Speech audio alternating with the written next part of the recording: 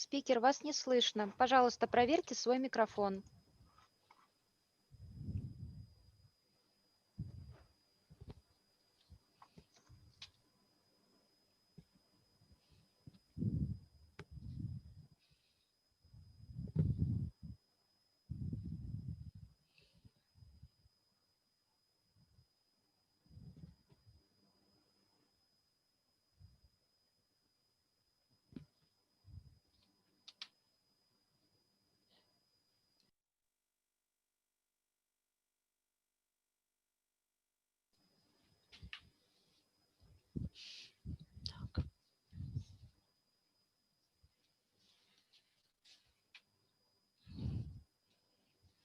Куда это вставлять? Можете помочь?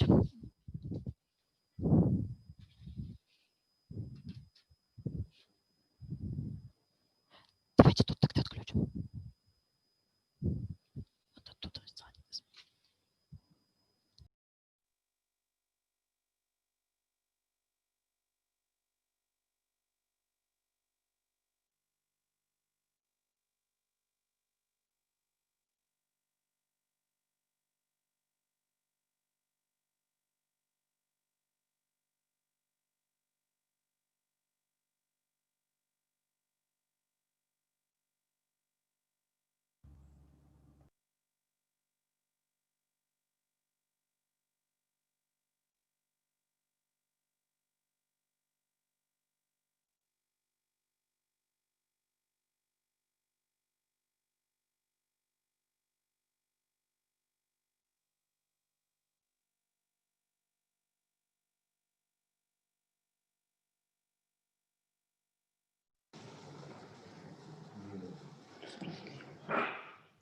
Так, сейчас есть.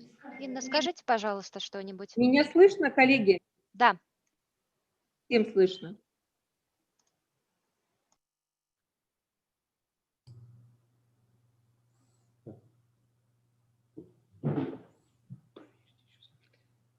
Коллеги, мы с вами по техническим причинам немного выпали из... Colleagues, sorry, we were a little late to the beginning of the conference due to technical reasons. I hope that now no one experiences any technical problems and everyone can hear us and can hear the opening ceremony.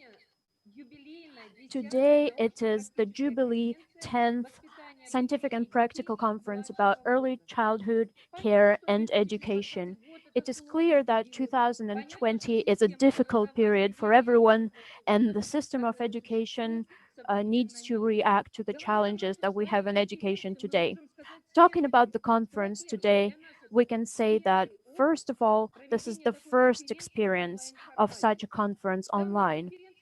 This conference is under the auspices of UNESCO, and a partnering country of our conference is the Republic of Uzbekistan. The focus of the conference is the Republic of Tatarstan as well, and our conference is a very important foundation for analysis and education. Since the system of preschool education is the first stage of the educational system, and its success and the success of the children and parents depends on the results that we have today. We are having our anniversary conference. It is the 10th conference. Its topic is early childhood care and education. And we need to say that this conference can give us the guidelines and can define the future development of the system of preschool education. And I mean specifically early childhood education. It is highly important that our conference be opened by the founder and the president of the organizing committee of our conference. And now we give the floor to Mr. Nikolai Viraksa. I give the floor to you, sir.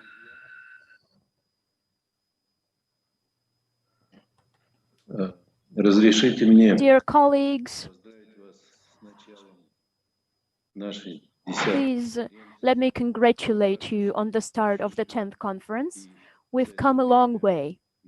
And during this time, we have made friends not only with our colleagues who work in preschools, but also with some of our foreign colleagues and some of the parents, some of the children.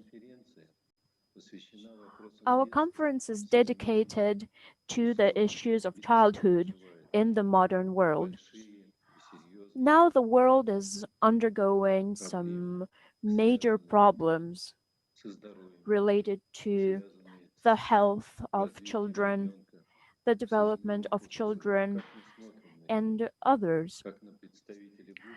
And we are now looking at children as someone who will define our future. And our task is to organize the educational system for the future to be bright. I hope that the work of this conference will be fruitful, and I hope that the conference will show our opportunities and the opportunities of the whole world that we can use to support the development of children, to develop family and preschool education.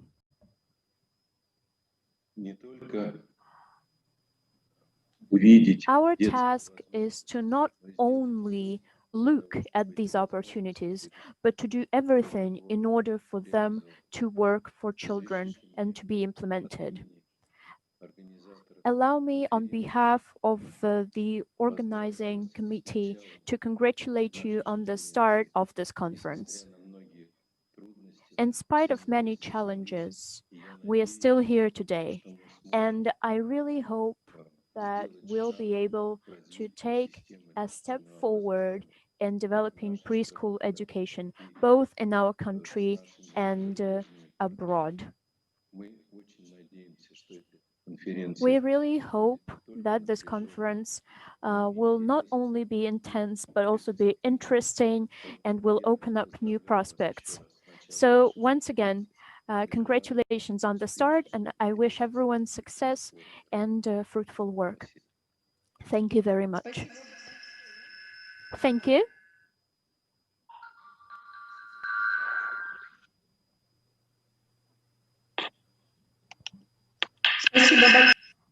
Thank you very much.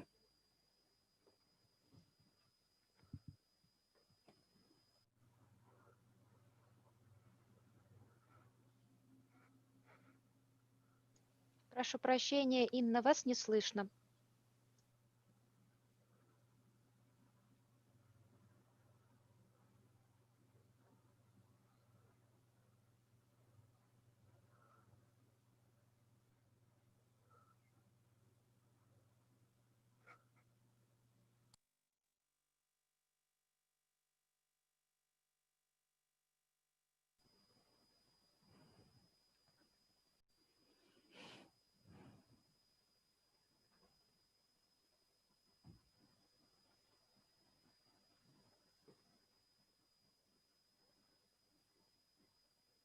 лет конференцию поддерживали. So the conference has been supported by the State Duma, the Ministry of Education of the Russian Federation, and here at this conference we have the representatives of the Ministry of Education of the Russian Federation, and now I give the floor to the head of the Department of State Policy and Governance in Education, Ms. Yelena Zuna. I give the floor to you. Good morning, dear colleagues. I hope that you can hear me well. Let me welcome you. Let me welcome the organizers, the participants, and the listeners of the 10th conference devoted to early childhood and care and education on behalf of the Ministry of Education of the Russian Federation. Early education of children has been and always will be relevant for the government and for our society. And we need to provide safe childhood to children, and this is one of the national priorities of the Russian Federation. This is an anniversary conference. It's been 10 years, and today this conference is one of the biggest international events dedicated to education and care for children of early age. The ministry has noted many times and wants to note again the contribution of the initiator and the founder of this conference, uh, and I mean the International Academy, and Mr. Viraksa personally. It is thanks to their participation that this conference is a true platform for international cooperation, and it is an important event not only in Russia but abroad. As I have already said, uh, this conference today is online due to various circumstances, but as I always say, we always need to look on the bright side. Thanks to this distant format, we managed to get more than 20,000 people to participate in this conference. And these participants come from both Russia and abroad. As it is traditional, we are going to discuss the most relevant issues in the in the sphere of early childhood education, different questions related to childhood, to the educational process. We believe that today, one of the priorities of preschool education is the accessibility of education for every child. The issues of support and development of creative abilities of children is also important. They have always said that there is no such thing as a not talented child. We just need to create conditions for such children. And of course, we need to support children with special needs or with disabilities. And we need to also develop the level of education for all children. Now, the quality of preschool education is discussed a lot. And when we're talking about the quality of education, we mean the conditions for a child's development and for their health. We are sure that the academic section of this conference and the distant platforms with the participation of independent Russian and foreign experts will help us exchange experience and will show us the best practices for both teachers and uh, young young teachers who only start to work. This conference will be helpful for teacher trainers as well. I wish everyone good health, fruitful work, and we are confident that the results of this conference will be applied in practice in preschool education. I wish you good luck. Спасибо большое, Thank you very much. потому что такие напутственные слова дают возможность Such a welcoming теоретически address разворачивать gives us the эту opportunity процедуру. to understand Но the и importance of this неуверенность, которая conference, будет but возникать. also gives us the Сегодня мы будем responsibility высказываться по of those who направлениям will be the major восстановления speakers поиска on типа the most important topics.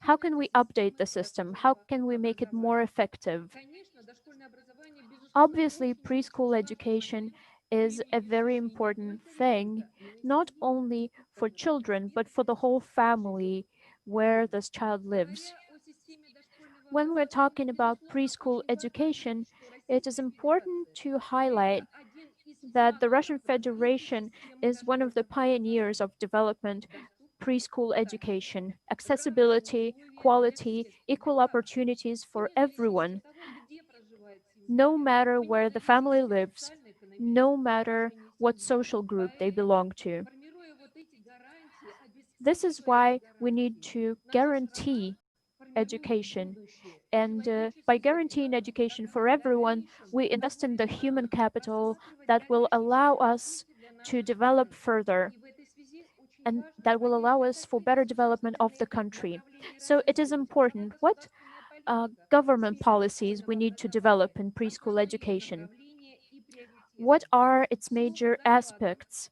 по этим Now I'm направлениям going to give предоставляется the начальнику floor отдела to the дошкольного head образования of preschool Департамента education of the государственной политики и Department of State управленческого Policy and общего Governance in образования Education Министерства of просвещения Российской uh, Федерации Наталье Юрьевне Костюк. Miss Пожалуйста. Natalia Kostuk.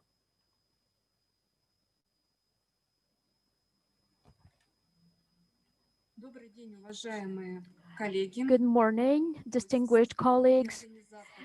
Good morning, dear participants and organizers. I'm very happy to welcome everyone here. Many people have mentioned that we're holding this conference online, and this helped us attract a lot of specialists in preschool education, and that will allow us to broaden the framework of participation in this event. I'll try not to repeat what has already been said, and I'll try to focus your attention on something that we're working on, and I mean both the Ministry of Education and the regional educational institutions. Can you please demonstrate my PowerPoint? For the last decade, the system of education in the Russian Federation focused on the role of early preschool education. And the well-being of children and their development is defined at an early age. Almost 8 years ago, we adopted a new law on education, and thanks to this law, early education is now considered part of general education, and it has happened for the first time. It has gained this status of general education for the first time. And it needs to be stressed that early education is considered one of the basic elements of education. This is where we start our general education and the development of a child. We have some major tasks, and they include the health of children, and I'm talking about their health during the activities that they do in the framework of education. And obviously, one of the goals is the accessibility of education to children. Now, in the slide, you can see that today there is quite a big number of children who undergo early education. There are more than 7 million of them, and we can see that this number is growing, and we are happy to see that. I'm very glad that the system is developing.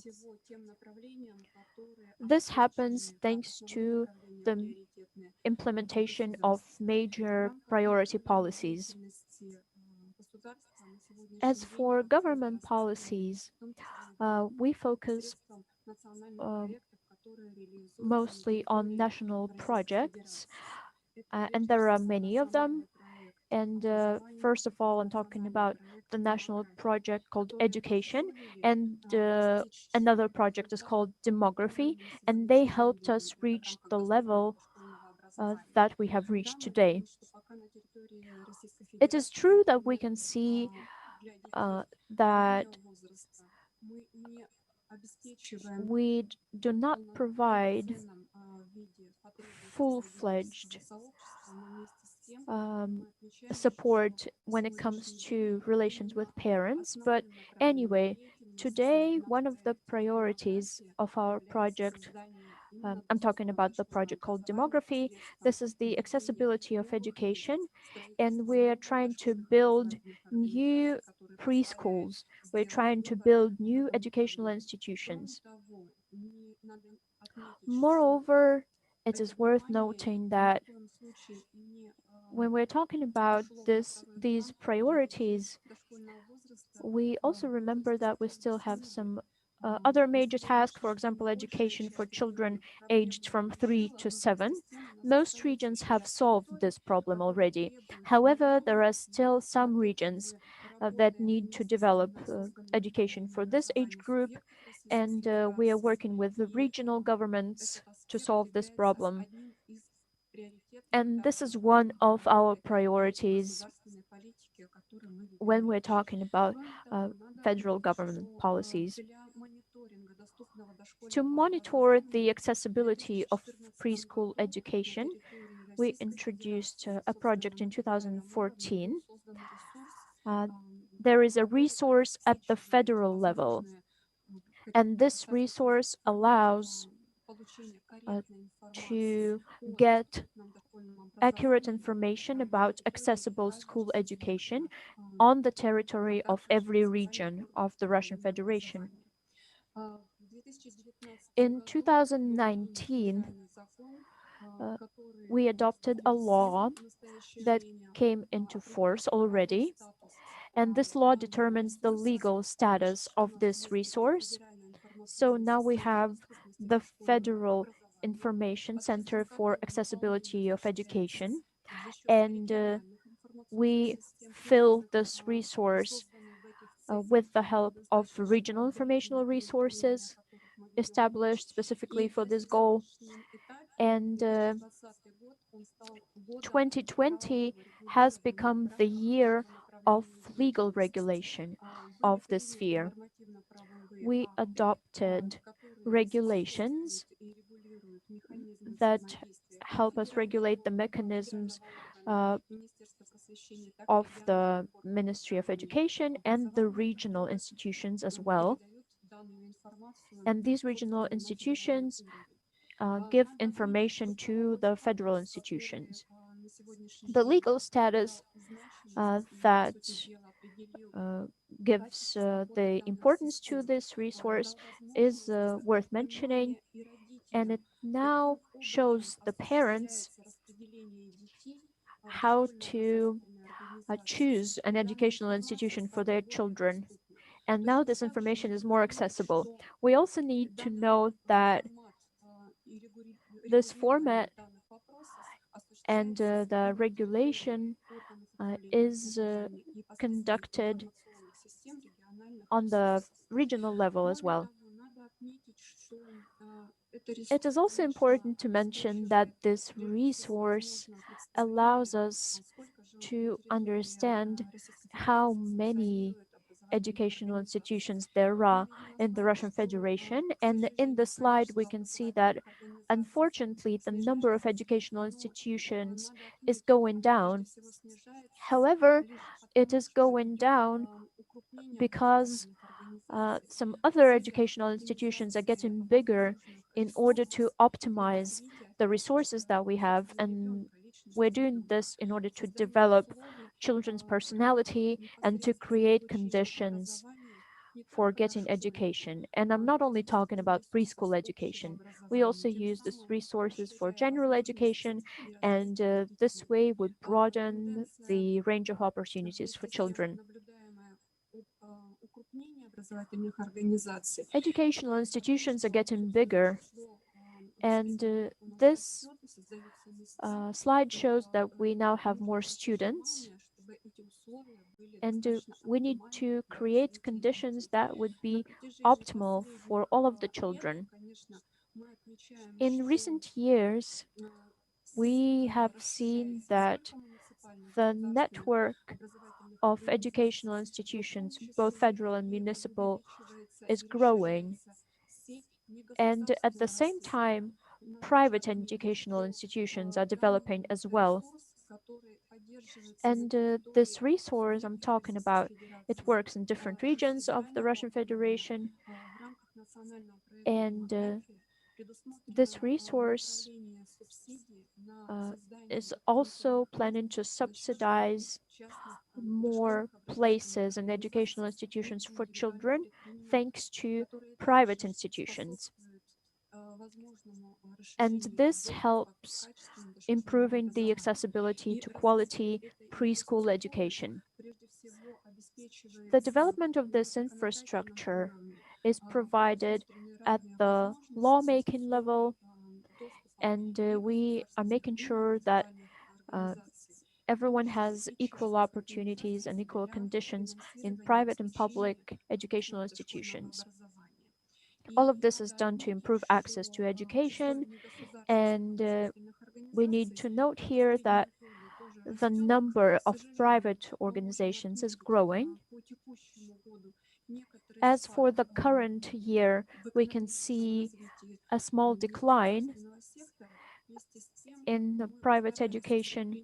However, at the same time, We are trying to take some measures together with the regional governments in order to develop these institutions and to retain these private organizations that ensure preschool education programs for children.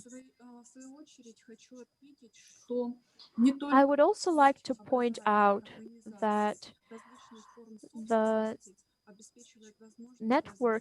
the network of different educational institutions is obviously providing education for children, but uh, the parents also have the right to educate their children. Children can get preschool education in their family. That's why we support the parent community. Some parents make this decision to educate the kid at home, and we can also help them with consultations, for example, with therapists and psychologists, and there are special centers to do this. And these centers can be part of some educational institution or they can be independent. That is why, starting from 2018, we have financially supported these organizations. We're collecting best consultation practices and we collect the best centers to develop the infrastructure. And in the slide, you can see that we have a lot of winners. And out of 35 regions, such grants were given to 148 consultation centers. And this work is done not only in the financial area, we're also helping with guiding these centers and helping them with the methodology. And this year, uh, these centers collected all the best practices, and soon we are going to summarize the materials and we are going to make them public. And these materials will help us determine how we can improve our experience and how we can use these practices in other educational institutions and other consultation centers. We can see that the number of consultation centers is growing. However, the main task, especially for the regions, is to pay attention to the quality of the services in these centers. And in 2019, within the National Education Project, we have analyzed this quite thoroughly. Within the federal project supporting families who have children, we have created a portal where parents can find information. This is a forum for the parent community. It is called Raising Children, Navigator for Modern Parents. And you can see all the modern educational practices, academic articles. Parents can also be consulted on the most relevant questions that they have while raising the children of preschool age. And I would also like to point out that the National Education Project helped us broaden this framework. And we are not only talking about preschool education here, we're also now improving the opportunities for older children because parents have questions at all stages of educating their children.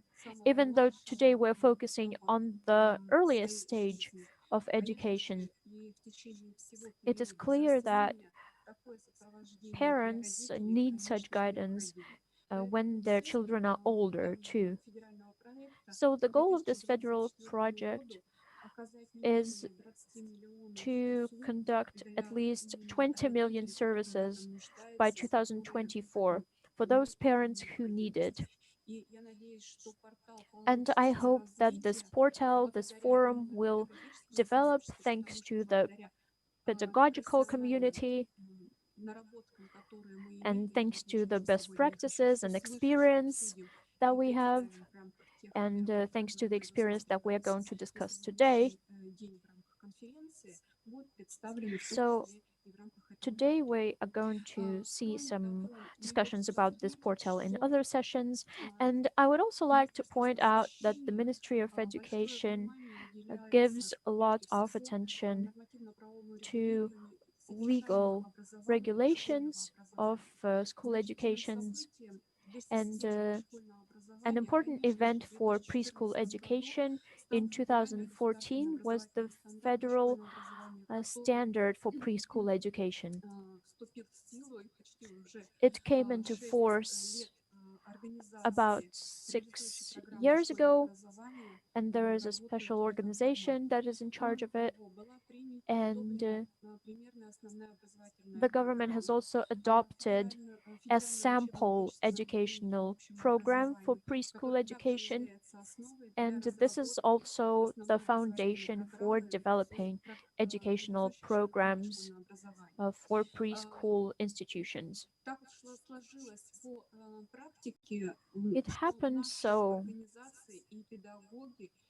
that our teachers and organizations have a lot of best practices and experiences about how to vary educational programs. They have their own programs and partial programs that were optimized in the navigator of educational programs. And in 2019, the Ministry of Education and the RANEPA Institute updated this navigator. You can see that we have the latest updated programs in this website. If you want, you can have a look at them. You can use them in your educational institutions. They are publicly accessible. I hope that this website is a tool for you because in order to create practical programs and in order to uh, have efficient programs, you obviously need to be aware of legal regulations that we've been talking about. The federal standard for education helps us provide for a wholesome approach to education. And I believe that the main principle, the underlying principle of preschool education is the unification of education. It is a unified educational process for children. And when I'm talking about childhood, especially preschool education, it's one of the most important periods in a person's life. And we need to understand that the game is one of the most important activities, and we shouldn't forget about it. Uh, Neither the teachers nor the parents should forget about it. And today, in this conference, I believe that we'll discuss how to play correctly so that both the parents and the teachers understand these practices that can be scaled and that can be implemented and give efficient results when bringing up children. And obviously, care for children is also one of the most important parts. And this year we've had a change to the law of education, and there we can see the definition of care as one of the elements of education. And we have always paid great attention to it. And as for the legal regulation, we're going to continue to develop the system and we're going to clarify some of the laws, and we are going to hopefully work together on this.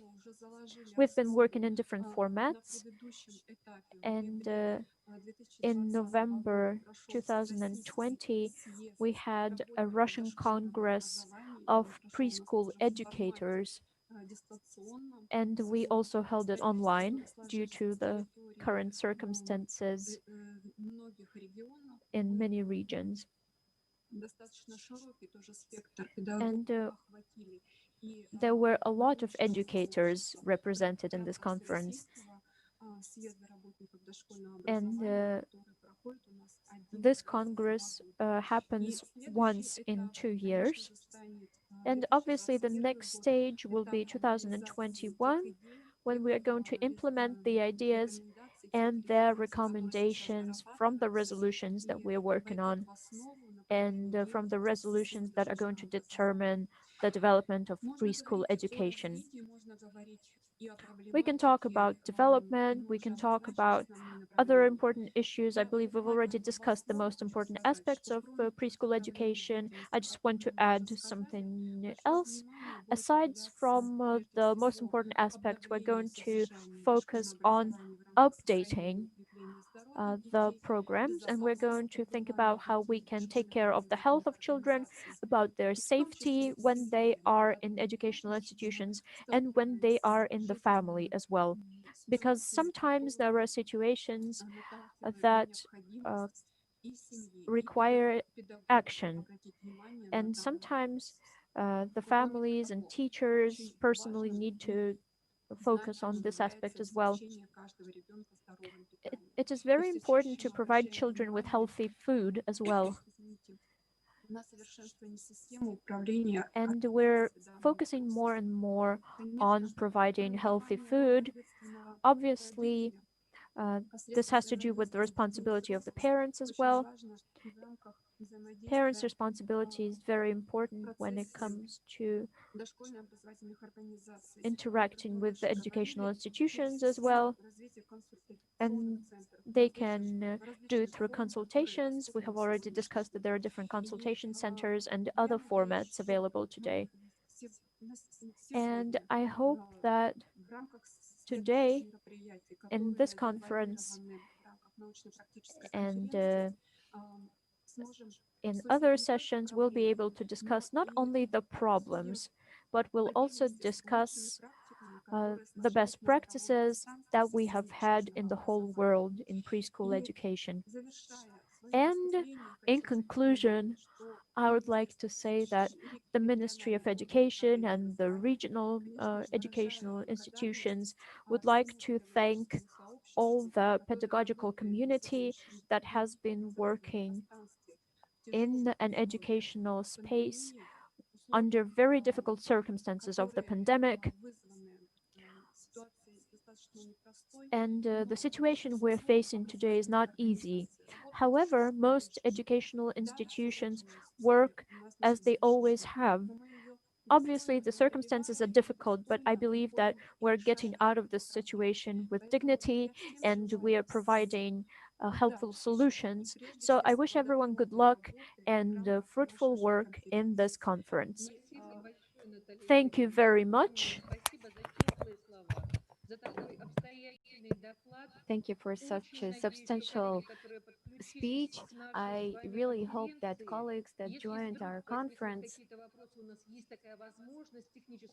will ask some questions. If you want to ask any questions, we do have this technical opportunity. You can write them in a chat, and we will translate them to our colleagues from the Ministry of Education. But since our conference is online, then of course we have some technical issues, and that's why for now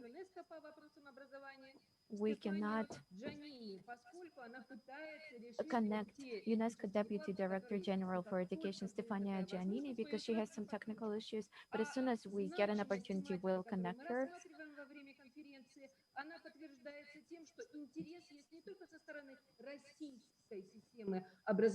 We can see that there is an interest for this topic not only in Russia but for international organizations.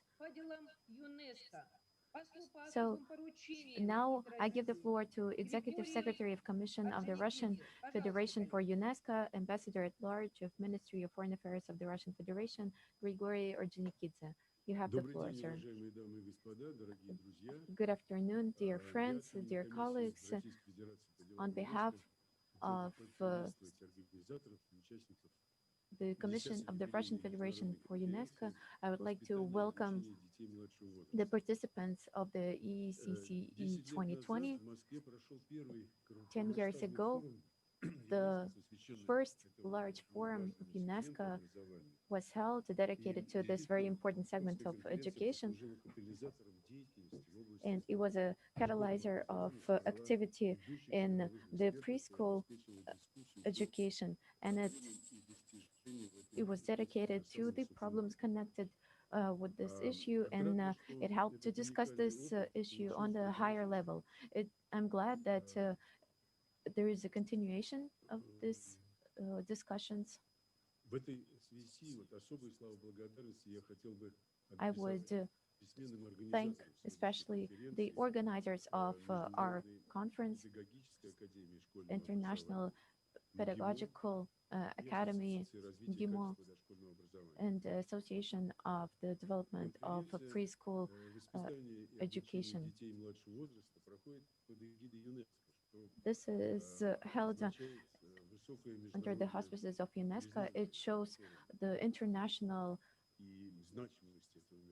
understanding of the importance of this topic, and I'm glad to see Russia's input into this topic. Unfortunately, this event, like many events lately, is being held during a difficult situation for our world, and of course, the pandemic undermined the system of education in many countries, and it made us revise the system of education and look for a new methodology in order to provide continuation of education. These issues will be also discussed at this international conference.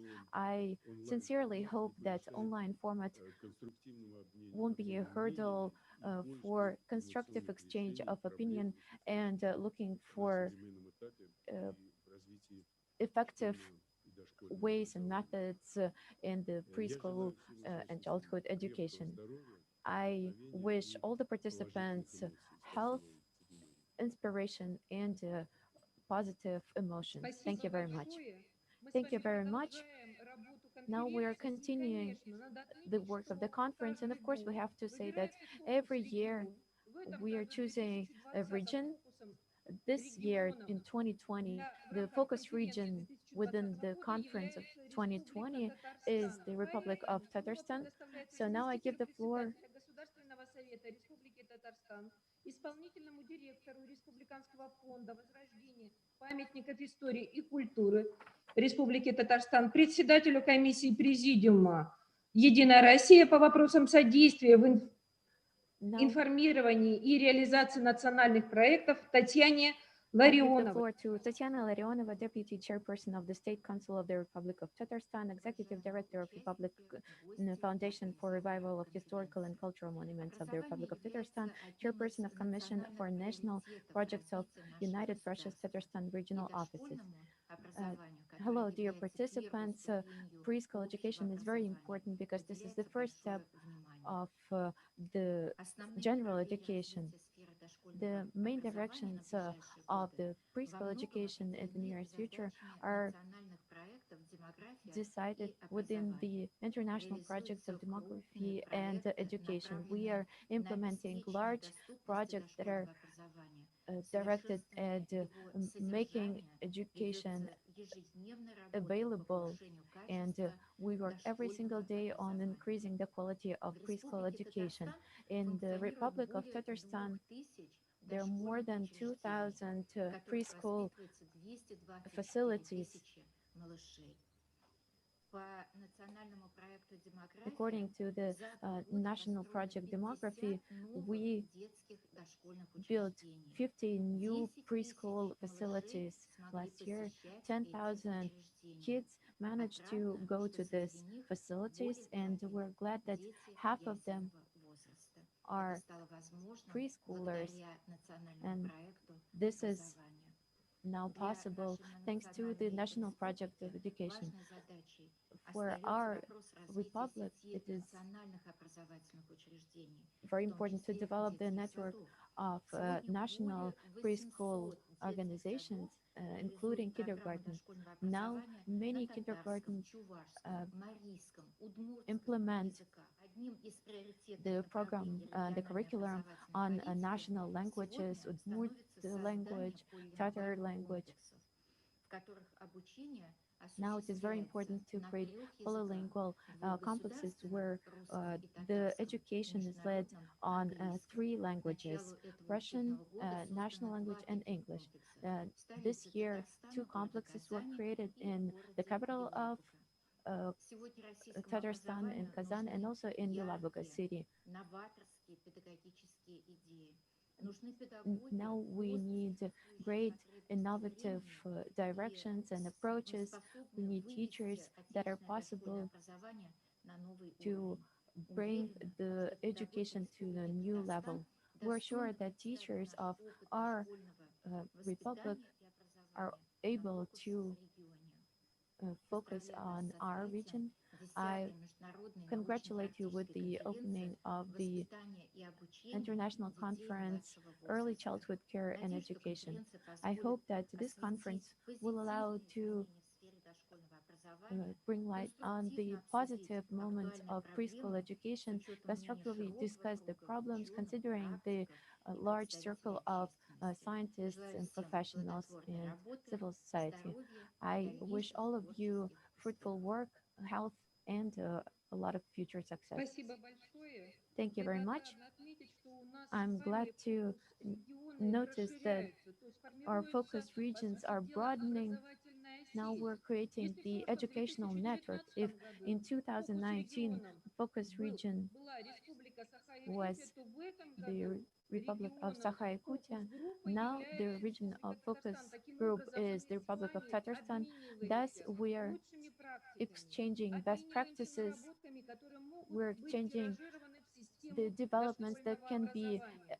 Значимость тематики, как я говорила introduced to ранее, the system of высока. education. Тематики именно As I've этой said before, конференции. the topic И of this conference is поэтому very для того, чтобы important. определить ключевые направления So, in развития, order to дальнейшего развития, understand the основные направления main совершенствования the системы main directions дошкольного of образования, услышать uh, направления государственной making the политики. Слово education предоставляется system better, заместителю I председателя give the Комитета floor Государственной Думы по образованию и науке Ларисе Скутовой. Пожалуйста.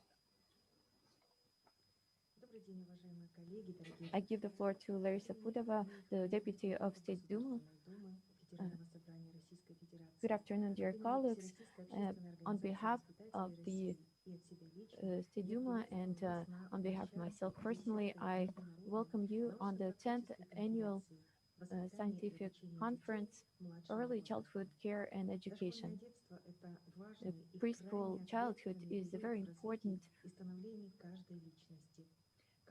period for person development. How do we help the person to show their talents and develop their talents? There are a lot of different questions, and we need to unite the efforts of different professionals and scientists. It's important to learn how and what to teach preschoolers.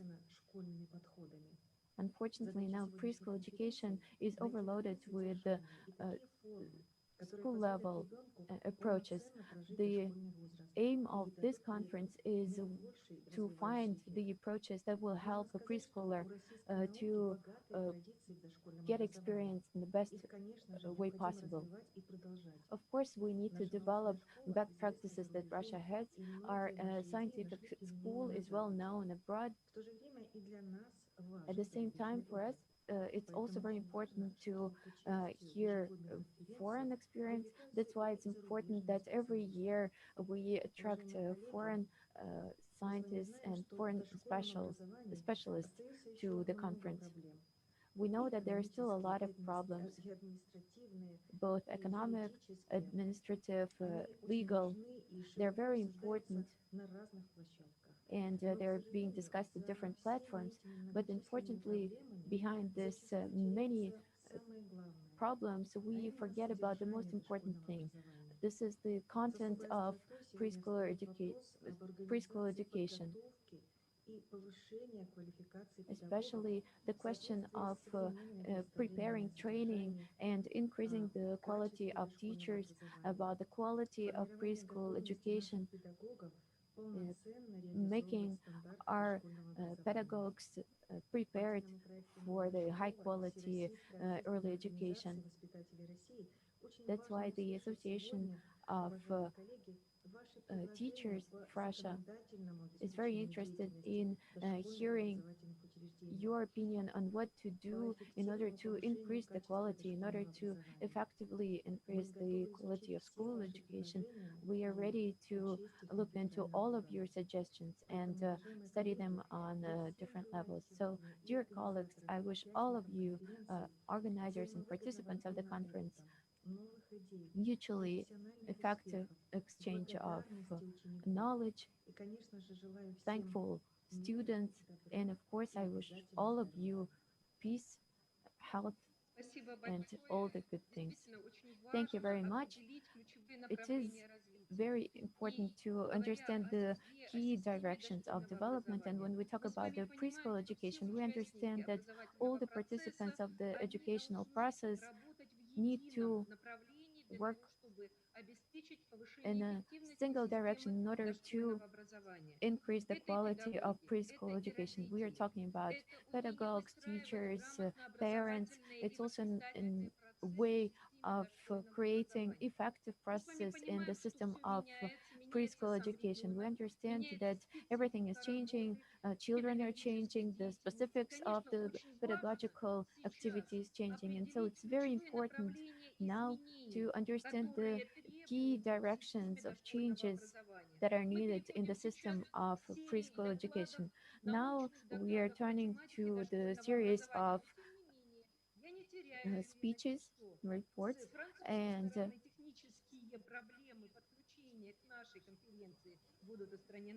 I really hope that the problems on the French side with connecting to our conference will be solved, and so Stefania Giannini will join us. And the first presentation that we are going to hear is relationship between educational environment and child's mental development, forecasted and unexpected results of longitudinal study.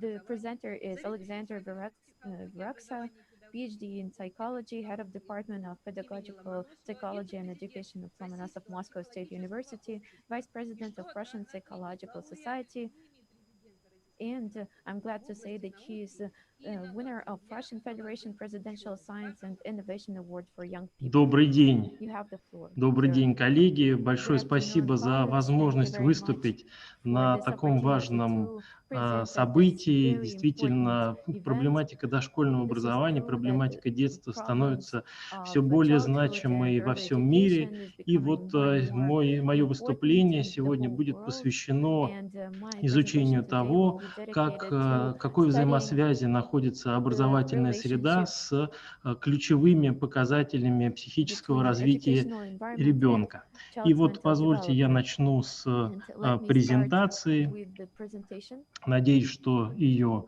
хорошо видно. I hope that you can see it well.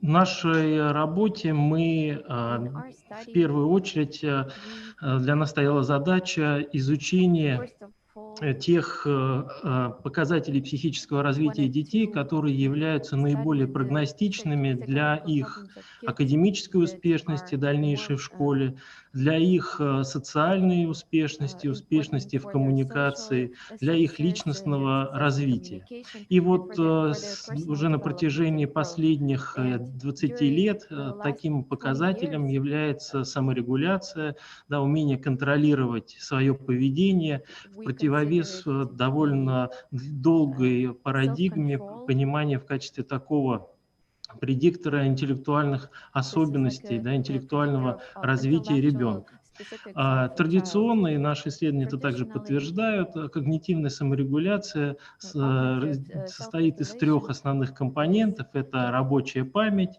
consisting out of сдерживающий three контроль, то elements: есть умение working сдерживать memory, свои импульсы, и когнитивная constraining гибкость, то есть control, умение and переключаться с cognitive одного правила на flexibility, an другое. ability Вот to switch from one task to another. что из себя представляет каждый из компонентов саморегуляции This в is what современном included in понимании. each Да, то есть component память нам нужна для того, according чтобы to modern удерживать studies. Working информацию, memory we need in сдерживающий order контроль to для того, keep the чтобы не information in our поддаваться head, сиюминутным constraining реакциям, удерживая, control опять in же, order цели not правила. И to когнитивная react on гибкость– это impulses, именно and то, что cognitive позволяет нам flexibility is переключаться something между that allows правилами us to ситуации. switch Действительно, from вот different situations. тот очевидный вызов для системы образования, This который связан с пандемией, с challenge for вынужденным the переходом в цифровое educational system пространство, также показал, connected что with именно pandemic саморегуляция, именно shows обозначенные that компоненты, они являются ключевыми действительно self-regulation для are really key обучения, elements в for первую очередь education. в первую очередь в школе, но также они важны First of для all, in успешного, school, конечно, but it's дошкольного also very important for образования. successful preschool education. Alexander, I'm sorry, Вы в английском I канале говорите на русском, то есть, по have сути to дела, connect. коллеги, которые Your подключены из-за рубежа, не понимают, speaking Russian and the English channel, so colleagues from abroad do not understand what's happening. Хорошо, Please давайте техническая switch служба to меня Russian channel. переключит. Technical Добрый день. У вас есть employees флажка will help you. нижнего меню в окне с зумом. Good Там есть afternoon. кнопка перевод. You Можно на нее have a нажать bar at the и bottom выбрать of the screen. There you can see your Мгм. translation, and you need to switch to Russian there.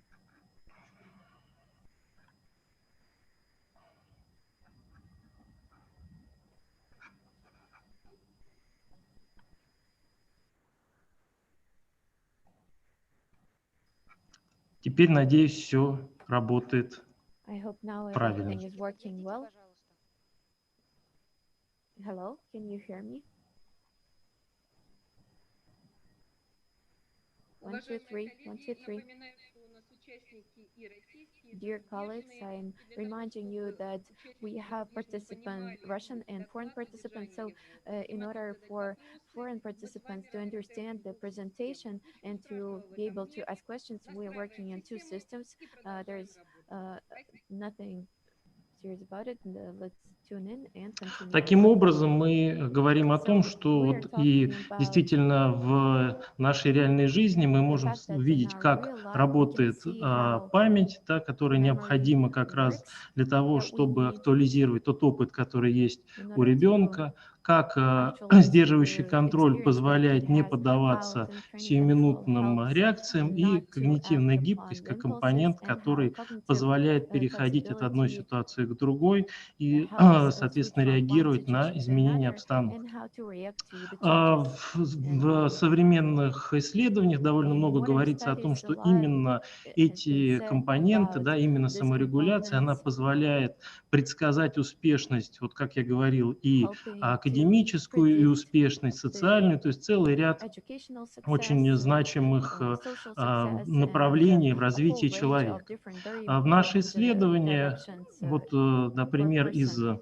довольно известного эксперимента, да, This is эксперимент from a с very а, popular experiment, так называемыми зефиринками, да, когда experiment with the so-called детей marshmallows, просили по where возможности kids воздержаться was от того, asked чтобы съесть лакомство, которое not находится to eat перед ними, sweets да, и that are in затем front of получить за это him or her, лакомство в and большем объеме. И вот, if как they're оказалось, successful in действительно it, дети, they которые will могли get справиться с тем, twice чтобы as не many sweets as поддаваться сиюминутному they had искушению, в right дальнейшем and then в жизни at the достигли beginning. более высоких And результатов the именно за счет results того, что show они that показали умение those kids регулировать, who were able to управлять constrain своим themselves поведением.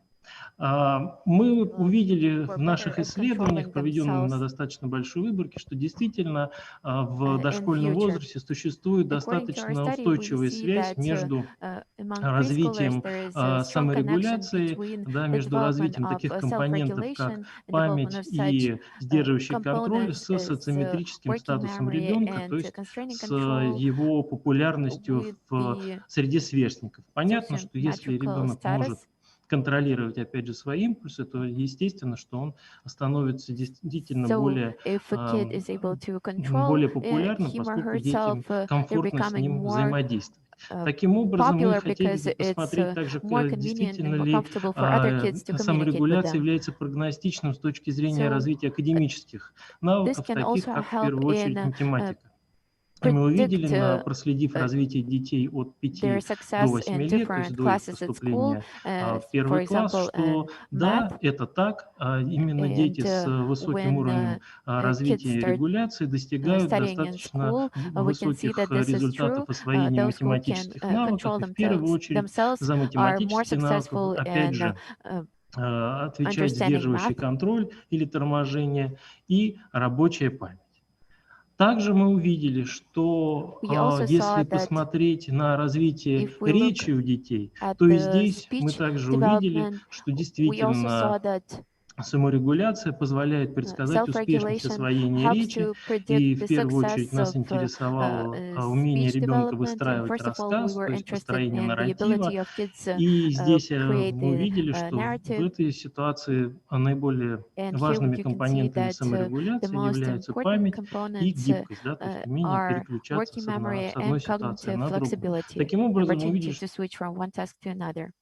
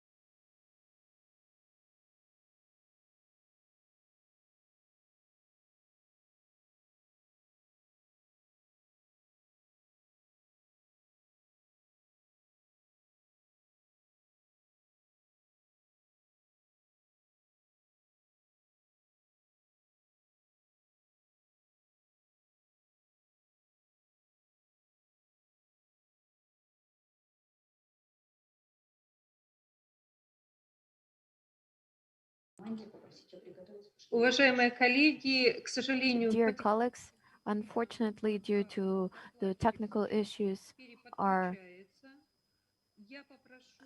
speaker is now reconnecting. Now I ask to prepare for the next presentation, investing in early childhood development during COVID-19 pandemic. And let's give a couple of minutes to the speaker to reconnect.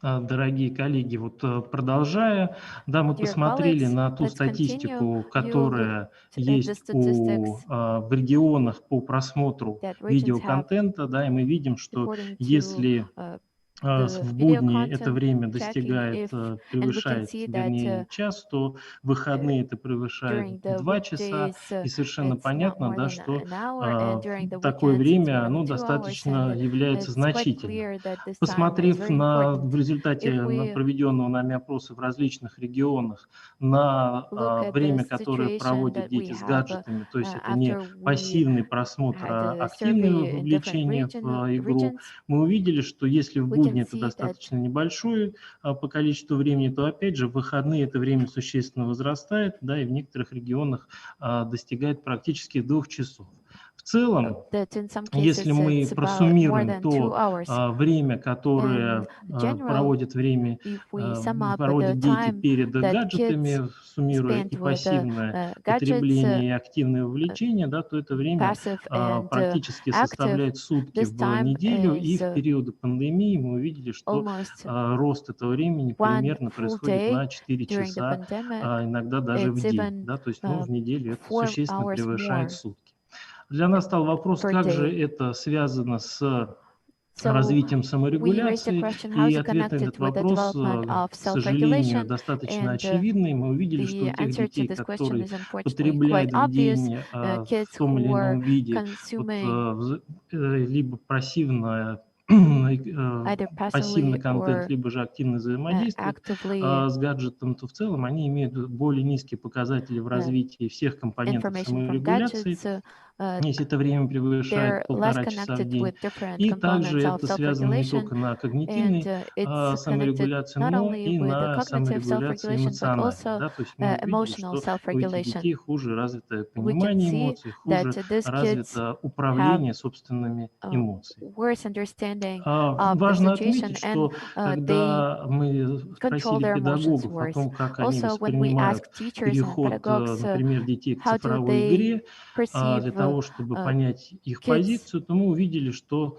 такое отношение, оно абсолютно relation полярное. to play, we Да, can есть see половина that педагогов говорили о том, что uh, это неприемлемо, что the цифровая opinions игра, differ. она Some teachers действительно were saying that мешает it's развитию традиционной игры, она не not good, that digital предоставляет тех play возможностей, is которые distracting from представляет игра traditional ways of традиционная, и наоборот, playing. другая вот половина And педагогов из another опрошенных, half вы of видите teachers, на слайде довольно you большое can количество, see it on a slide. примерно равное, говорил о том, что It's a действительно big amount of цифровая игра people, является and they were saying that digital возможностью для play развития в is an соответствии с тем временем, в opportunity котором мы живем. То есть понятно, что considering the такое times that we полярное live in. отношение, So оно this и is делает these возможным are very отчасти different столь большое потребление uh, контента, которое reactions мы вот только что обсудили. to this topic. И вопрос, который в связи с этим And встает, the насколько question that we образовательная have среда может due to all of this, влиять на развитие саморегуляции, и в how этом can смысле educational компенсировать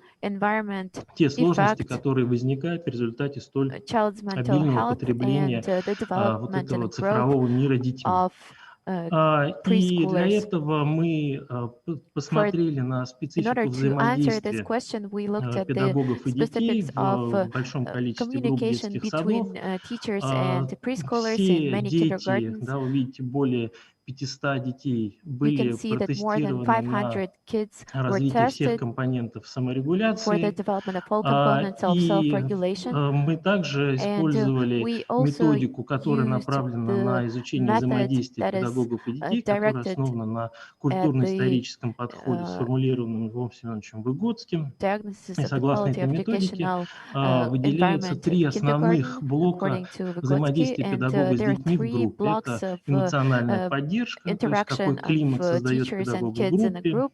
It's emotional насколько он support. отзывчив, It насколько он shows уделяет внимание how мнениям детей. much time Это организация the pedagogue самого процесса, то есть насколько dedicates to kids, продуктивно and выстроен образовательный then процесс, какие also форматы how обучения productive используются, the и educational также такой process показатель, is. как методическая And also поддержка, то another есть развитие component is в первую очередь methodological мышления и support. речи за счет First of моделирования, то all, есть it за счет means the предъявления development of образцов conceptual thinking. высокого уровня педагога.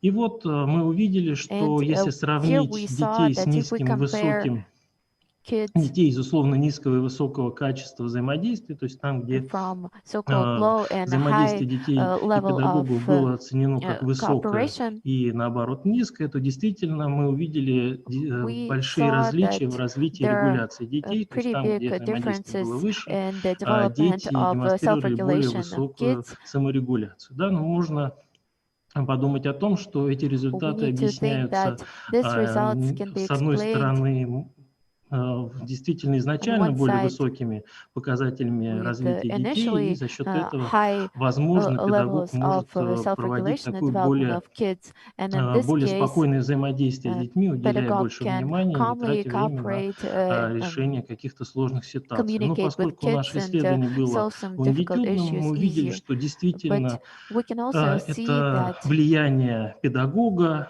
this что все influence вот of выделенные pedagogue, компоненты взаимодействия с детьми оказывают значимое воздействие на really развитие, опять же, affect компонентов саморегуляции.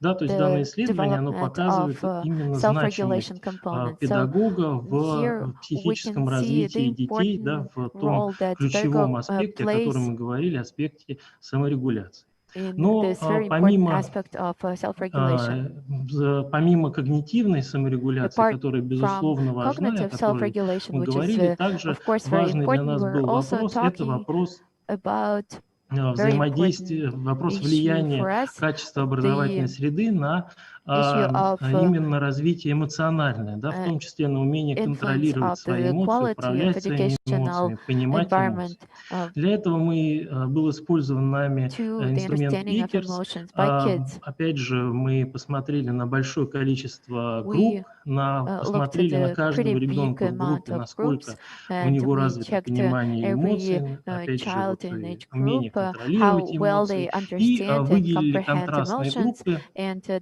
то we есть группы с selected contrast условно groups высоким и условно with низким the качеством so-called образовательной среды. high and И мы получили so-called достаточно low неожиданные результаты. quality of Мы увидели, что educational environment. группы And с the высоким results were pretty качеством unexpected. понимания In эмоций groups with развиты a хуже, high quality чем в группах emotional с низким comprehension качеством. is Но опять же, не lower только than понимание in low эмоций, но quality groups. и умение Here контролировать we're not свои only talking эмоции, about выражать свои comprehension, but эмоции. also an ability Как же to это control объяснить? Ну and вот express their emotions. How can мы we здесь исходим из того, что, explain конечно, this? что такое Well, группы с here высоким we или низким качеством. Да? Вот need to в группах understand what с is низким high качеством quality groups and low дети quality groups. вынуждены In low quality groups, разрешать kids конфликтные have ситуации, to solve они conflict вынуждены situations. They взаимодействовать have to даже в той communicate ситуации, когда им хотелось бы избежать этого even in the взаимодействия, то есть они situations where they вынуждены would like находить to avoid this некоторые kind of выходы из communication. сложных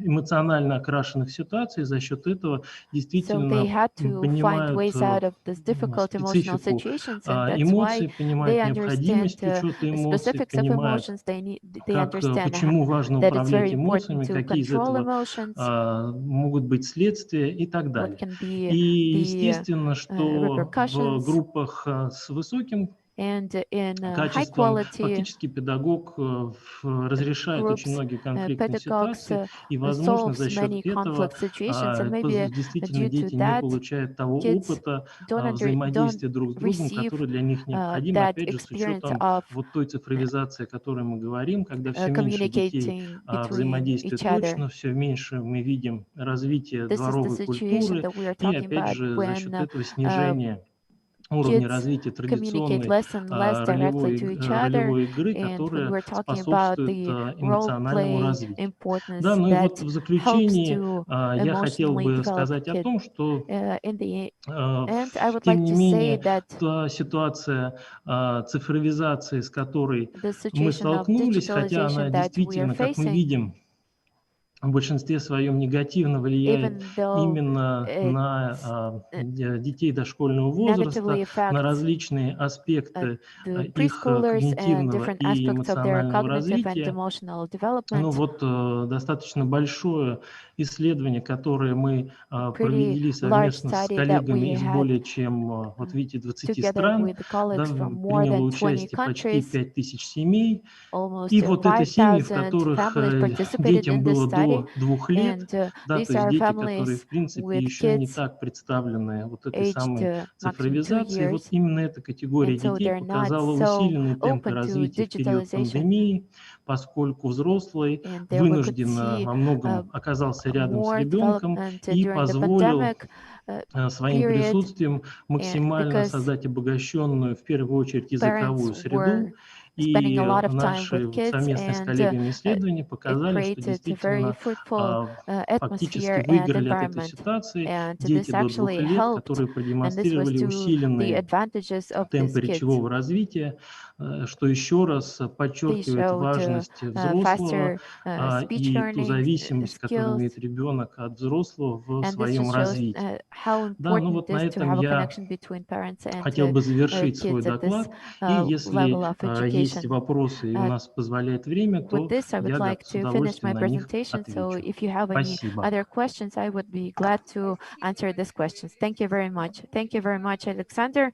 It's very important that within the conference, we are discussing the key directions and the main studies in the preschool education area. This is very important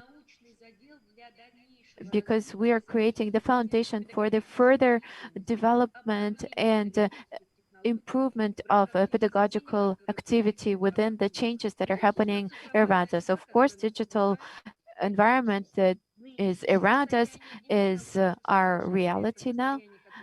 Besides, this is the reality that is going to increase even more, and the connection between teachers and kids and parents and kids is very important. The development of emotional intellect is also very important. This is what you're talking about, because we know that the priorities mentioned in the vices of president are impossible without this component. Once again, thank you. And now I give the floor to the next speaker and to the next presentation. Investing in early childhood development during COVID-19 pandemic.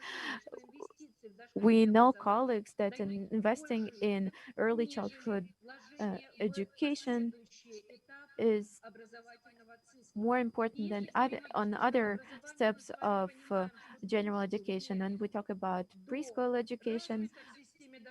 We know that something that is underdeveloped in the preschool education is impossible or very hard to compensate later on. So that's why this subject is very important. So what are the investments into the early childhood development, especially during the COVID-19 pandemic, that set the tone to the direction of communicating between teachers and parents. I give the floor to Amanda De Riccelli, Senior Education Specialist and Global Lead for Early Childhood Development and Preschool Education at World Bank. Thank you very much for the invitation to be with you today. I'm going to be speaking in English. I'll try to go slow to allow for the translation, but please do someone interrupt me if there's any problem. I'm going to share my screen now and begin my presentation.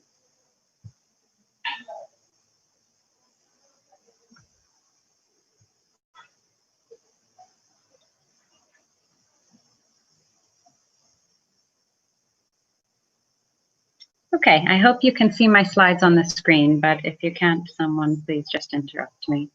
So it's a pleasure to be here with you today. I'm going to be speaking to you about investing in early childhood in the context of the COVID-19 pandemic. So one of the first points I want to make is that we've had a really steady increase in more and better investments in early childhood in the last 10 to 20 years. They've been increasing globally, but we need to make sure that they're protected in the context of the COVID response and recovery, because we know that many countries will be facing new fiscal constraints and many different constraints. And we very much hope that investments in early childhood education are protected and ideally enhanced. So let's talk about COVID-19 in early childhood. I want to begin with 3 key messages. The first message is that the early years are a critical period to build human capital, and young children are disproportionately at risk, and we must prioritize them in our COVID-19 responses. My second key message is that we will reach young children by supporting parents and caregivers. And my third focus our efforts on the most vulnerable children and families. So let's dive a bit more into each of these messages. So message number one, the early years are a critical period to build human capital and young children are disproportionately at risk. I know that everyone who's joining us today is very familiar with these graphs that show the sensitive periods in children's development and how their development and sensory pathways, language, and higher cognitive function peak in the early years of their life, and why it is so important that we intervene during this time to promote robust brain development. We know the brain matures faster and is the most malleable it will ever be in a child's first 5 years. And we know that severe lifelong impacts can result from deprivations in care, nutrition, health, and stimulation and learning during the early years. Strategic investments in early childhood development need to be prioritized within the COVID-19 response to protect this generation of young children, and they are a proven way to minimize preventable child deaths and drive economic recovery and productivity in the long term. So why are young children disproportionately at risk? Well, they're disproportionately at risk because they are disproportionately represented in vulnerable families. In most countries, if you look at poverty rates, you will see that young children tend to have higher poverty rates than the general population, often outside of formal systems and end up overlooked. There aren't obvious ways to meet them. Already scarce resources will be diverted to the pandemic response. We know that food insecurity is a profound challenge for young children and their families right now. And again, because children are in that critical period of development, it is essential that they get quality nutrition during these early years. We also know, unfortunately, that rates of domestic violence will increase and have been increasing. And this puts children at risk of experiencing violence themselves or witnessing violence and living with toxic stress that can have lifelong impacts on their development and developmental trajectories. We also know that the recovery phase will be protracted and that many families will face extended challenges moving forward. So with the vaccine hopefully becoming readily available soon and life returning to something that looks more normal for all of us, the repercussions of all of this will be staying with many families for years to come. And so we must assume that the impacts on children will continue for years to come. Let's talk about message number two. How do we support and encourage parents? The unique nature of this pandemic places parents as the first line responders for children's survival, care, and learning right now. This places a burden on all families, and I'm sure many of you are feeling the burdens yourself, just as I am. I have 2 small young children at home, but it especially places a burden on the most vulnerable families. And our efforts to reach young children need to begin by reaching parents with income, with mental health support, encouragement, and practical ideas. Even in low resource settings, there are actions parents can take to protect and promote their children's development that are relatively easy to facilitate and high impact, and we need to keep that in mind. There might also be a silver lining to all of this. So obviously many parents are at home now. Parents are engaging more with their children's learning or having more opportunity to interact with their children than they maybe did before. So we may see some improved socio-emotional and cognitive outcomes for some families and families where parents have the time and the skills to engage with their children in positive ways. Let's talk about message number 3, why we need to focus on the most vulnerable. We need to think about in our response and right now, who is excluded and who is the most vulnerable. Vulnerability could be due to socioeconomic status, limited access to technology, the language that families speak, disability, or families who have frontline workers who have to be out during this pandemic, who need support for childcare or are facing particularly stressful situations. So one of the points I wanted to make is sharing some very indicative early data from around the world about the impact of COVID on young children and their families. So this first batch of statistics I want to show you is recent evidence from a survey in one country in Latin America, and it really suggests young children are suffering. This is a representative survey in this country, but the analysis are still being completed, so we can't release the country. But almost 30% of households reported nutrition worsened and children were affected by food insecurity. 14% of children were left unsupervised, and almost 60% had more screen time than before the pandemic. Only 37% of children have continued attending their regular medical appointments. 1/3 of children are showing internalizing behaviors, things like crying a lot or speaking less than they used to. And half of all children are showing externalizing behaviors, irritability, defiance of rules, destroying and damaging things. But it's not just the children who are having trouble coping, it's the parents and caregivers too. 11% of caregivers are showing more difficulties being affectionate to children, and those are just the parents who are admitting that they're having difficulty showing more affection to the children. So there's probably some bias in that reporting, and the true number is probably higher. And 46% of parents have felt more irritable. We're seeing increase in child abuse and neglect in countries around the world. In last month, England released new statistics that showed the number of babies in England that have suffered serious injury through abuse or neglect during the COVID pandemic is up by 1/5 compared to the same period last year. And we also have an analysis and projections on increased rates of gender-based violence and unplanned pregnancies, which will have future implications for child development. So an analysis from the UN Women's Program and Johns Hopkins University suggests that for every 3 months the lockdown continues, an additional 15 million additional cases of gender-based violence are expected. An additional 7 million unintended pregnancies will result from a lack of access to contraception just in the first 6 months of the pandemic. These are dramatic results. So ideas to reach families most in need. First, we need to target our resources. We need to think about multimodal learning. In some cases, we might want to distribute hardware or devices, but we also need to think about the low-tech solutions, and I'll be talking about those in a few minutes. Think about no-cost access. Can we have zero-rated or toll-free services or partnerships with telecom? Need to think about meals and support to replace school meals or to replace the meals at home that are now being missed due to food insecurity. We can use schools as distribution points. And we need to be creative and piggyback on the services that are still operating and that reach the most vulnerable families. So thinking about the community health services that are still operating, cash transfer or other social safety net programs, community outreach, or adapting existing home visiting programs. So let's talk about strategies now. What are some different strategies we can use? So the first strategy or intervention area that I wanted to flag is childcare. So the COVID-19 pandemic has laid bare the deep inadequacies in the current system of childcare provision in most countries, including issues of uneven access, poor quality, the need for more public finance, poor terms of employment for the workforce, and overall the vulnerability of the sector. In some countries, they're forecasting that half of all private childcare facilities may never reopen because they're vulnerable small businesses and they couldn't survive this time without income. Governments can make smart investments now to support families and the childcare industry, and they're essential to enable parents to return to work. Investing in childcare is a source of potential job creation. And childcare providers could be considered for small business relief when governments are rolling that out. This figure you see is from a paper which we're releasing next week, which the World Bank is releasing about making a case for the importance of investing in childcare to build human capital.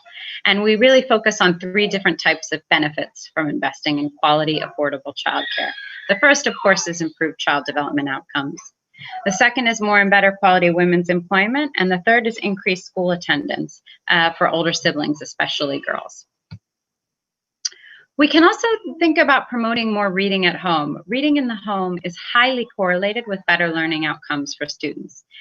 It's not just a crisis response, it is a smart investment at any time, and it will protect systems against future shocks. A study of 35 countries of low, middle, and high income status found that having at least one children's book at home almost doubled the likelihood of a child being on track for literacy and numeracy, controlling for maternal education, wealth, area of residence, and other key factors. So this is an example of an investment we should be making to make sure children and families are reached with a service during the crisis, but it's a behavior change and a strategy that should be promoted in the long term. Excuse me 1 second.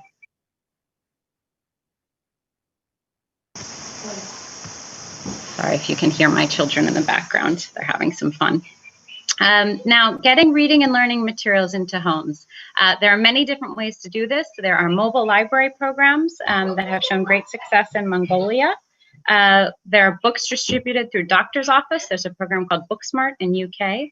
You can use the postal system in the US. Some of you might be familiar with the famous singer Dolly Parton. She started a program in the US called Imagination Library, where books are delivered into children's homes each month and free of charge. You can assemble and distribute learning packages to homes through municipalities. This is being done in Argentina and Germany. Can distribute materials through social safety nets or other partnerships. This has been done in North Macedonia through a program called Read at Home. Some countries are also experimenting with printing content for children and families to promote reading through newspapers, which is a good approach in countries where newspapers have high readership and high coverage. But use whatever services are still reaching families and find ways to use them to get books into homes. We need to think about working across sectors to promote early learning. These are just a few examples of the different approaches you can use across sectors in these blue boxes on the screen. So we have community health workers, using vocational and youth employment programs or jobs programs to train the workforce for early childhood education or childcare. Waiting rooms in government buildings or health centers can be used to give parents information and resources. Of course, there's home visits. I mentioned early reading campaigns, community libraries, and home book distributions. Of course, we can use radio, TV, and mobile texting programs, cash transfer programs, childcare, as I mentioned, community playgroups, and preschools. I've flashed on the screen here a document we produced at the World Bank. I believe it's available in English. I don't think it's available in Russian, but we could work with our colleagues to try and produce it if that would be helpful. It's called 15 Ways to Support Young Children and Their Families in the COVID-19 Response. It's short, it's only 3 or 4 pages, but it gives some specific good ideas you might want to consider, and you can download it on the link on the screen. Educational television programs and radio. Longitudinal studies confirm that high-quality edutainment on TV can improve children's cognitive and socio-emotional skills. But there are some important tips to keep in mind when rolling this out. So the first is to invest in quality productions to ensure material is engaging. If the material is not engaging, children won't watch it, or they won't learn anything from it. Programs should not need to be experienced in sequence. So keeping in mind that some families have limited devices, that the children might not always be able to watch at the same time. They might be watching programs in a different order, and that needs to be okay. You also need to recognize that multiple ages might be listening. You might have a 10-year-old, a 3-year-old, and a 12-year-old in the house watching at the same time, and maybe some parents too. How do you make it engaging for the whole family? Make it engaging and informative for parents. A lot of these high quality television and radio programs have high investment costs, but once they are scaled up and distributed, they have very low per student costs over time. So they are a wise investment. One of the things that experts have told us is that dubbing or translating existing culturally appropriate materials is often a good solution, rather than developing your own content from scratch that you haven't had time to test or make sure it's good quality. So for example, Sesame Street is making a lot of their programs available now around the world free of charge, and there are many other programs. That's just one. And it might be worth thinking about how to dub those existing quality programs rather than making something new. Distance education platforms. I think it's a great time to be investing in distance education. Again, that might be one silver lining that comes out of all of this, that countries that didn't have distance education programs that included early childhood education could invest in them right now. Families don't have to have connectivity in the home or fancy devices. You can distribute materials via lots of different platforms, even in areas with low connectivity. And there's some great programs in Spain, Costa Rica, and the US that are having good impacts doing this. Social media and phones, of course, but you know, these are key ways to reach parents with information, but also with support. So think about how you use social media to get parents messages on parenting and coping and health and nutrition and sanitation and early learning, but also how you can use them as support networks and places where parents can support each other and facilitate exchange. We have some really nice examples from Colombia and Chile where this is being done already. Engaging teachers. Some countries are using this time to engage with teachers while they're out of the classroom. They're using the time to roll out virtual training for teachers and new subjects or new content. They're also getting teachers to call families and check in and share ideas with families on how to engage with their children. Many places are making airtime available to teachers to do that. Or they're using teachers and call-in centers that have been set up that parents can call into to ask for advice or get support, and of course, social media groups to support teachers. The last topic I want to cover is reopening, as we're moving into reopening. So obviously reopening is important. Early childhood education plays a childcare role. It will allow parents to work, to return to work. We'll need to keep in mind flexibility for working parents. We'll also need to keep in mind that it might need to be mixed modal, right? So it might need to be some combination of in-person and virtual for some time due to different family decisions and circumstances. Many countries are doing rapid response surveys kind of at local levels to get feedback from parents to understand their concerns and needs. You want to ensure parents are partners and that you're communicating very clearly with them about the procedures. Remember again that many families will be facing extended hardships. More than ever, children will need secure, enjoyable, and stimulating environments. The document here is a nice document we put together partnering with UNICEF and UNESCO. It's Global Guidance on Reopening Early Childhood Education Settings. You can download it. The link is there for you. And then a few last points about, what the preschool classrooms might look like. So I think people are concerned, are young children going to be able to maintain social distance? How will they handle all of this? So of course we need to invest in training for teachers. We need to establish healthy hygiene behavior and practices. We need to think of ideas for developmentally appropriate and feasible social distancing, but this is not impossible. This actually may also be an opportunity to push pedagogy into even better developmentally appropriate practices. So we can use shifts to reduce class size and create space in classrooms. We can think of new games and new classroom routines. Minimize the mixing of classes and materials. So classes should be having recess only with each other, not with different classes, or eating only with each other, not with other classes. Imaginative play. There's lots of imaginative play that can be done that allows for space between children. And physical play. Individual supplies for children, if possible, to minimize sharing. So each child would get their own little box of pencil and crayon and eraser and things like that. I think the most important thing for us to keep in mind is that children are resilient. They really are resilient. And if we prepare well and we support them, they will be able to rise to this challenge and thrive even in this challenging situation. But we need to do our best to help them and facilitate their resilience and make sure we're looking out for those kids who need extra support. So I believe that's all from me today. Thank you again for the opportunity to be with you here today. I wish you all the best at this very challenging time.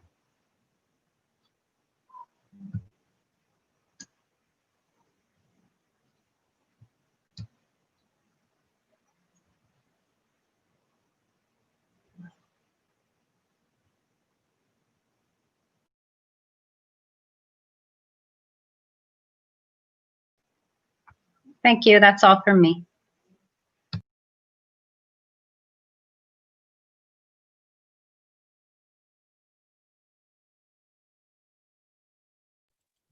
Извините, пожалуйста, микрофон был выключен. I'm sorry, my mic was off. Thank you very much for this report. This report helps us to look at this topic from a different angle. Now there are many aspects that we need to discuss, and it is especially valuable that you offered to look at this topic through the goals of sustainable development and education. Obviously, this is very, very important, and I would like to also highlight that the most important thing we have in life is children's laughter. So we had some great background to your presentation. I wish everyone all the luck. I wish that all the children laugh all the time. And now we're moving on to the next presentation, alternative models of preschool education. This is very important to develop accessibility and the diversity of services in preschool education. It's important that the partner country of our 2020 conference is the Republic of Uzbekistan. And the report Alternative Models of Preschool Education um, will be provided by our speaker from Uzbekistan, Agripina Shin. I give the floor to you. Good afternoon, dear ladies and gentlemen, dear participants of the conference. Let me sincerely thank the organizers of the 10th annual conference for this opportunity to participate in such a relevant uh, topic as pedagogy and psychology of the childhood and uh, care and education and the preschool childhood.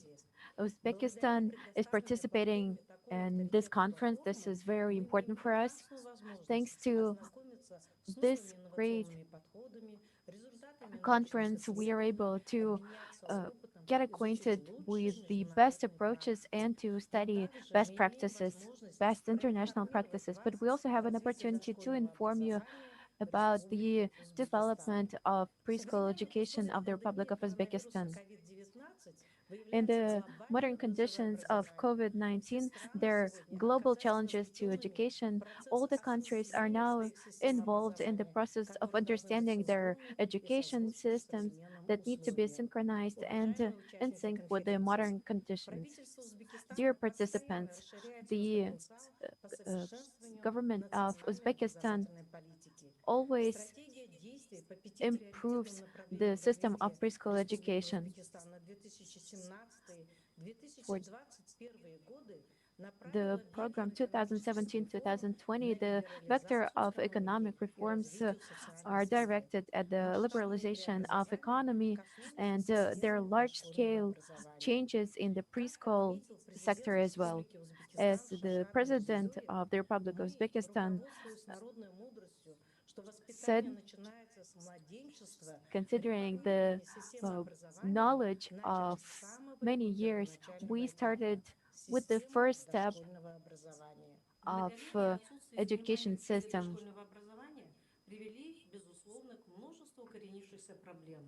There are, of course, a lot of deep-rooted problems and bad qualification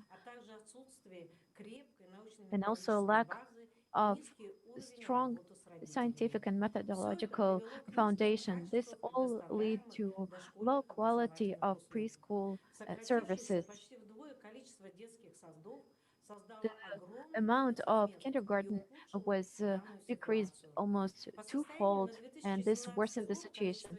But for 2020, there are about 2.5 million of kids aged from 3 to 7, and out of them, only 679,000 were going to kindergarten.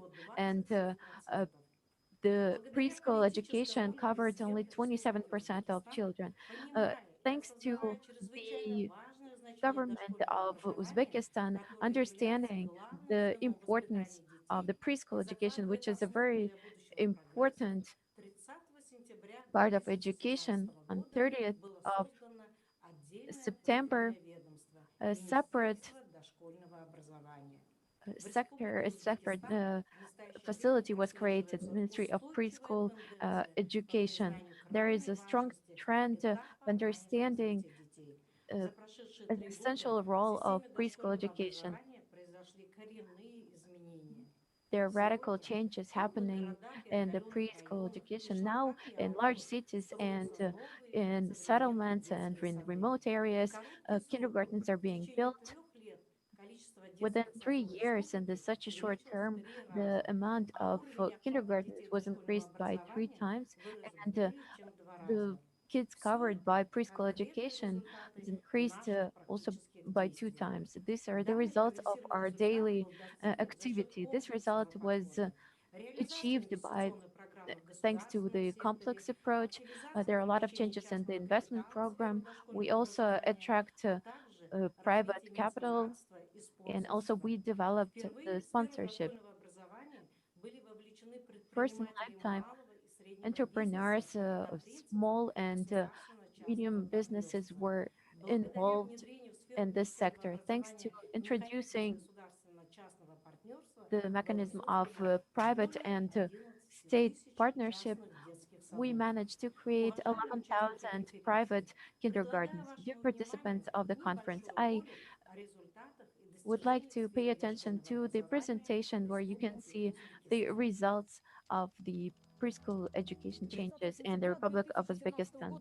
On 30th of September, according to the decree of the President of Republic of Uzbekistan, the Ministry of Preschool Education was created. At that point, they started creating the foundation of the preschool education. From 2018 till 2020, they developed 67 norms on the mechanism of state and private partnership was introduced. 11,273 agreements were signed in order to create family educations within the state-private partnership. For this, 1,965 billion rubles were allocated, and 8,472 new preschool facilities were created.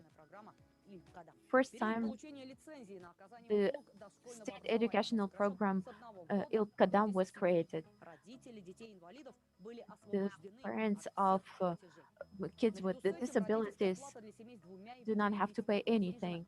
The parents' the payment for it was decreased. We also allocated some funds in order to allocate this money for the healthy food. We also implemented a better system of preschool education. We created innovative centers of informational and pedagogical technologies. We created the specialized project and search institute and also fund of developing the preschool development. In order to train the pedagogical personnel, we increased the quota in higher universities. We continued training in bachelor's, and we decreased the amount of studying for the pedagogues and teachers to 3 years. In Tashkent, we also registered the branch of Russian Pedagogical University. There, the pedagogues in psychological direction will be trained.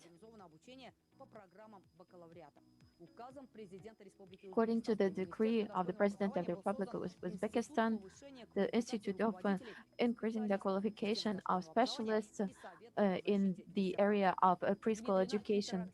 We also integrated the integrated system of preschool education. We increased the monthly salary up to 70%. We also had a contest Best Pedagogue of the Year. For the 3 years, a lot of agreements were made to attract investment. The total sum is $140 million, including the funds of World Bank amounted to 73.8 million, the Republic of Korea $28 million, Russian Federation $12 million, the USA $10 million, and other countries for $16.2 million. Now, the total amount of used foreign investment was amounted to $10.9 million. We are working together with the World Bank, with Lukoil, Indorama, and with the Bushan University, and a lot of projects were implemented. We're also having agreements with the Korea International Cooperation Agency in order to create complexes for the qualification improvement in the area of preschool education. And we're also working with Saudi Fund for Development and Islamic Development Bank in order to implement investment projects for the total sum of $51.9 million. We're also implementing healthy nutrition programs in order to integrate the practices and best practices in this area. In 2019, according to the initiative of the head of the state, we implemented a range of different projects for the kids living in the PRL region. The single uh, preschool educational center was created. We also have a lot of remote areas, hard to reach areas, and it's very difficult to create um, kindergartens there and to build kindergartens there. In remote areas, the numbers of kids who go to kindergartens is very small, and thanks to innovative approach, we help to solve this issue. We implemented two alternative and very smart choices. We created a special project on the basis of buses, and we created mobile preschool education facilities, and we're also creating new module facilities on the basis of containers. The preparation takes only 2 months, and it's much faster and cheaper.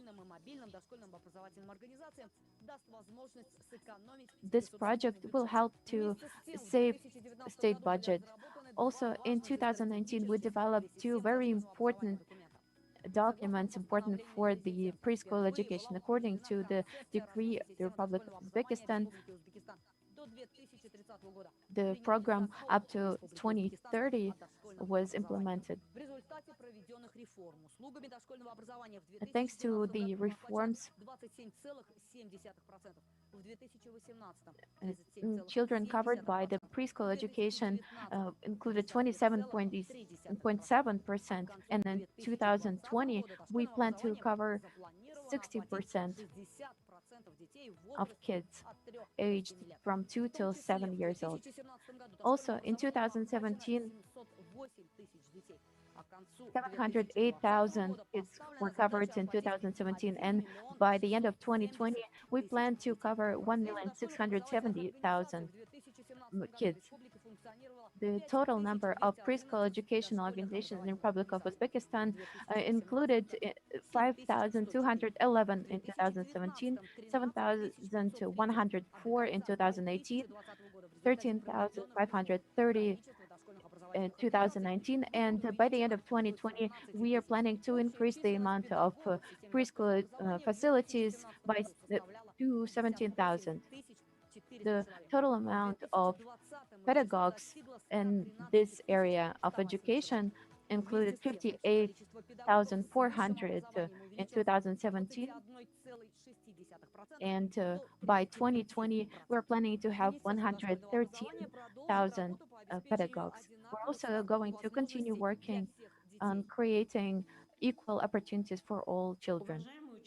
Dear participants of the conference, the main aim of the educational policy of the Republic of Uzbekistan is the guaranteed right of every single child for equal access to high quality preschool education. But despite the changes made for the past years, one of the main problems in our republic is the lack of places in the state uh, preschool educational facilities. And this situation is worsening with the increase of childbirth. According to the statistics, more than 700,000 kids are being born annually, which of course increases the load on the educational system. The simplest traditional ways of solving this issue is the construction of new kindergartens. But all of these activities are creating short-term and temporary difficulties. That's why we need to look for other ways of quickly and flexibly reacting to the needs of the population. As we know, the international practice uh,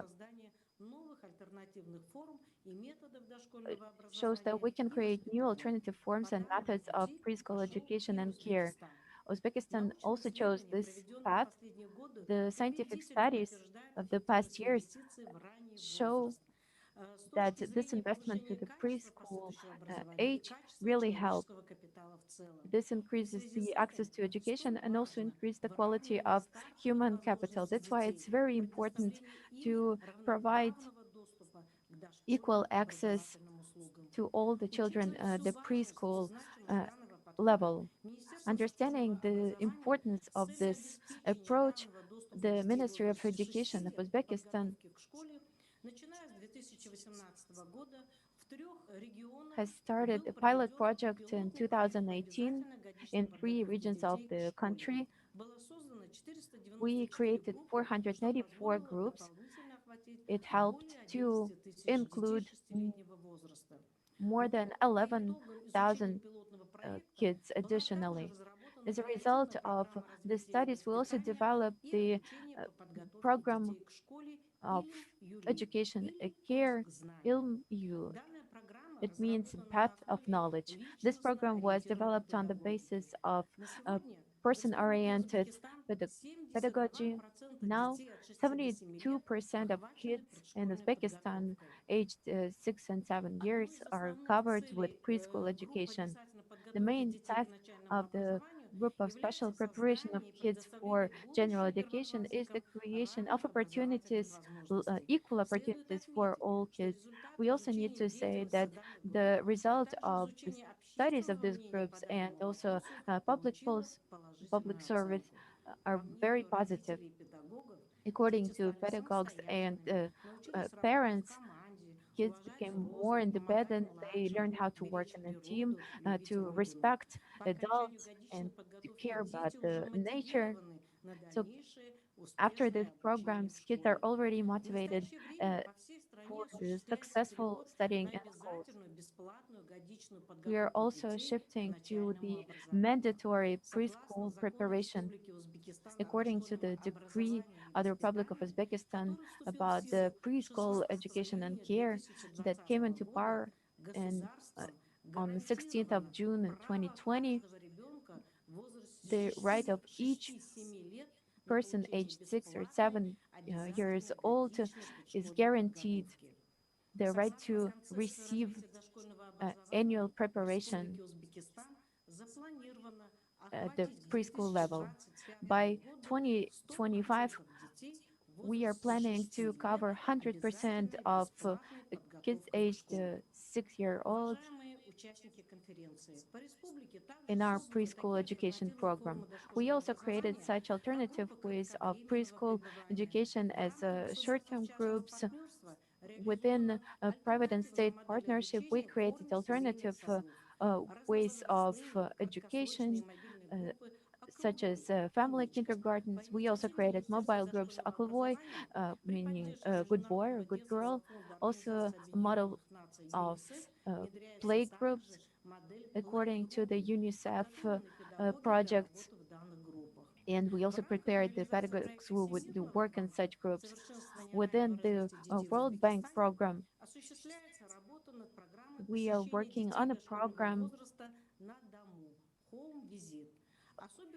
for preschool education at home, home visits.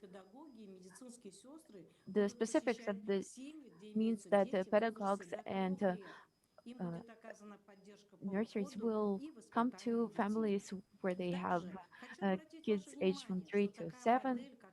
And I would like to bring your attention to the fact that play groups, so-called play groups, are based on the uh, basis of colleges, and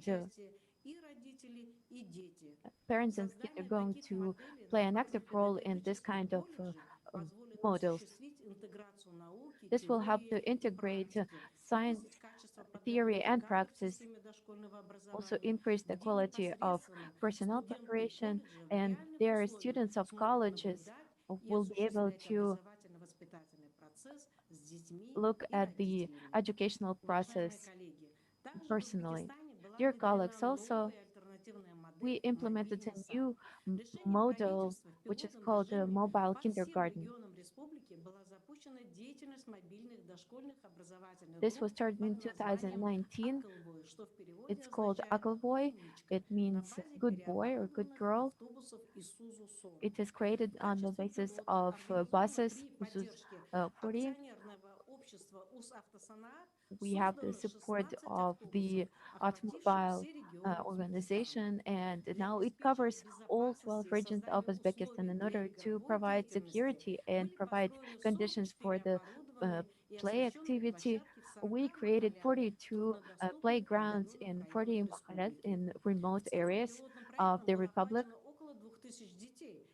In total, 2,000 kids were covered by this program, and these 2,000 kids were not going to any kindergartens before. This uh, kindergarten on wheels is popular not only among kids, but also among parents and society. This is very important educational content for kids, but it's also very effective and affordable. This project was supported, and we received 49 more buses. This will help to cover 5,000 more kids. It will start happening since the end of December 2020.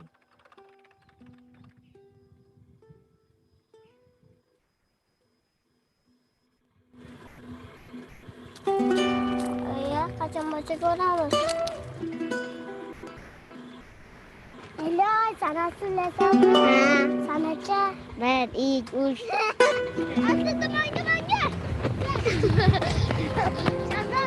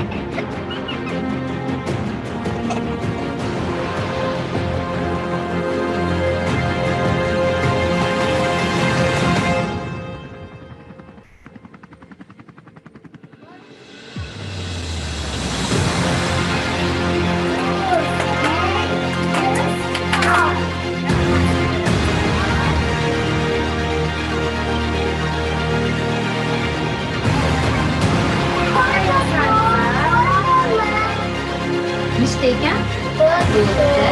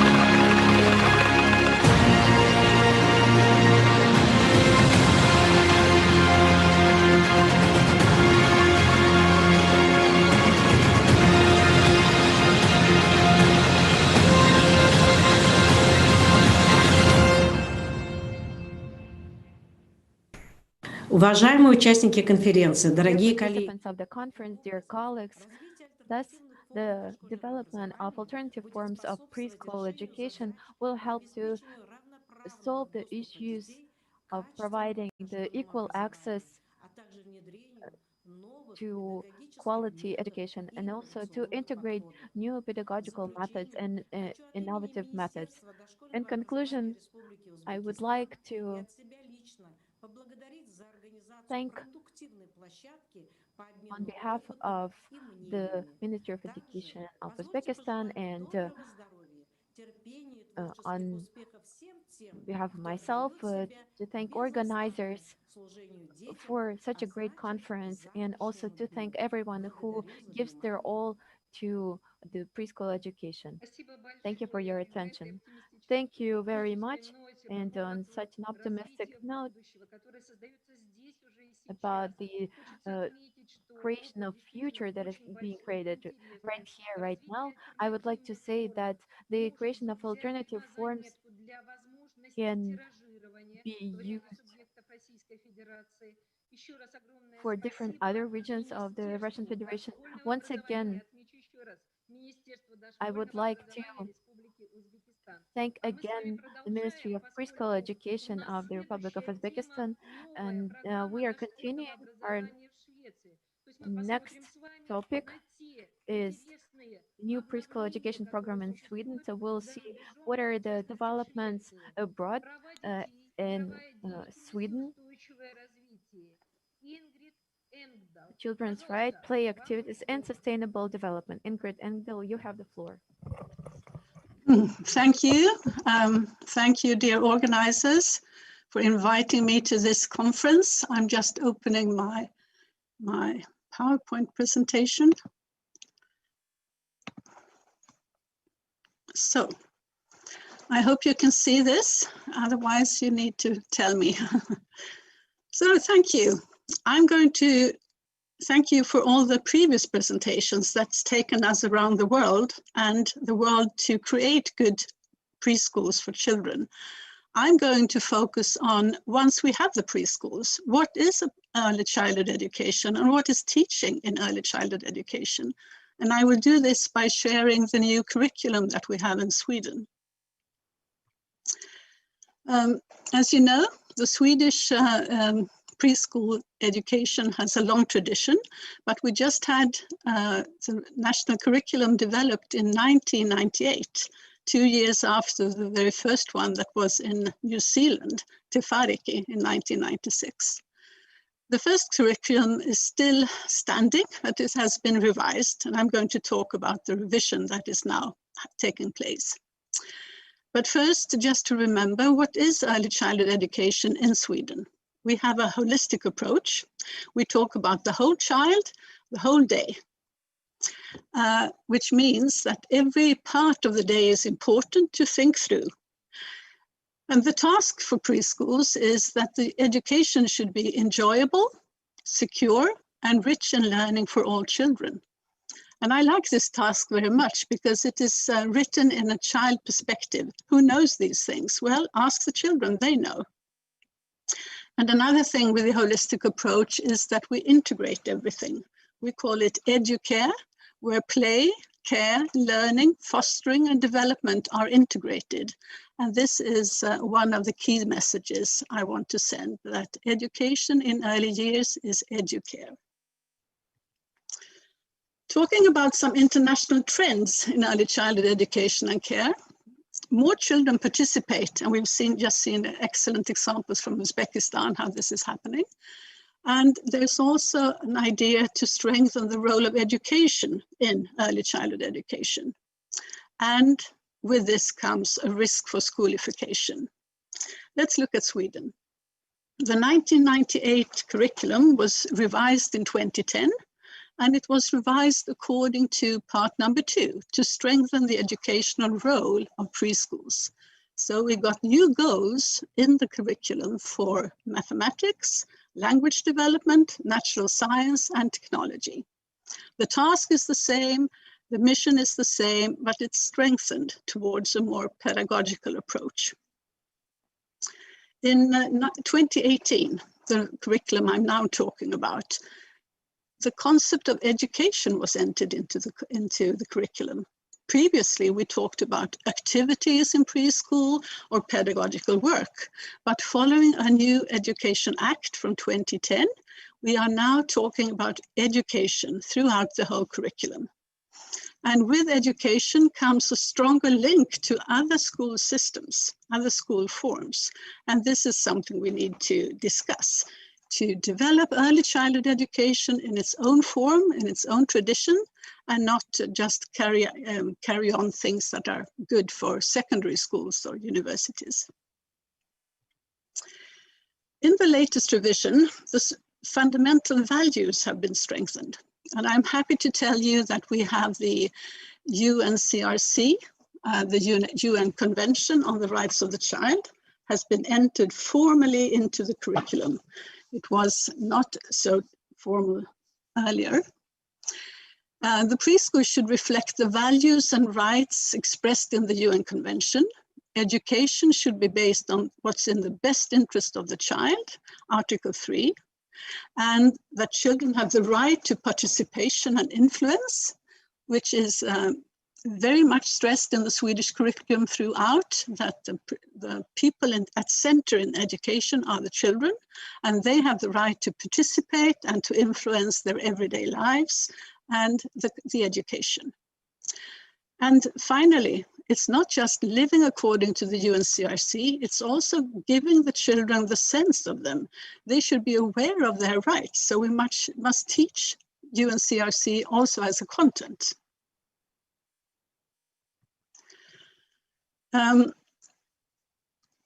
The other major shift in the mission is that it's now clearly stated that early childhood education has a fundamental role for a sustainable society. And these are quotes. Education should be undertaken in a way that lays the foundation for a growing interest and respect among children for active participation. Sorry, I can't see my own slides here. So, active participation in civic life and for sustainable development, not only economic, but also social and environmental.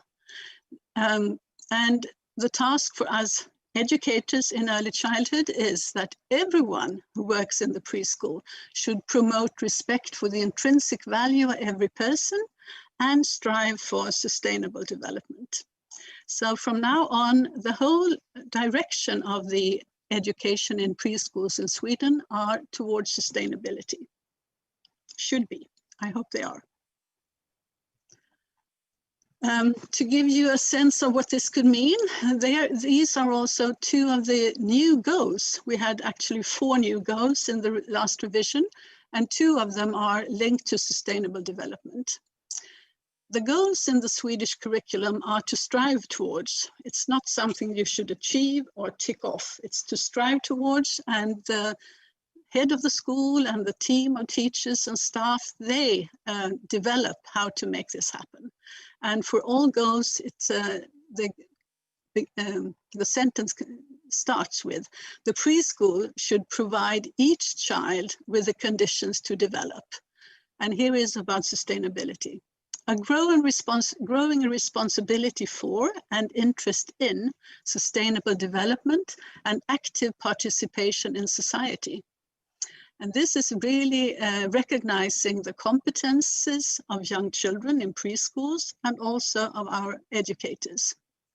The next one is not quite new, but it's rephrased. It's an understanding of relationships in nature and different cycles in nature and how people, nature and society interacts. Sorry, two words missing there.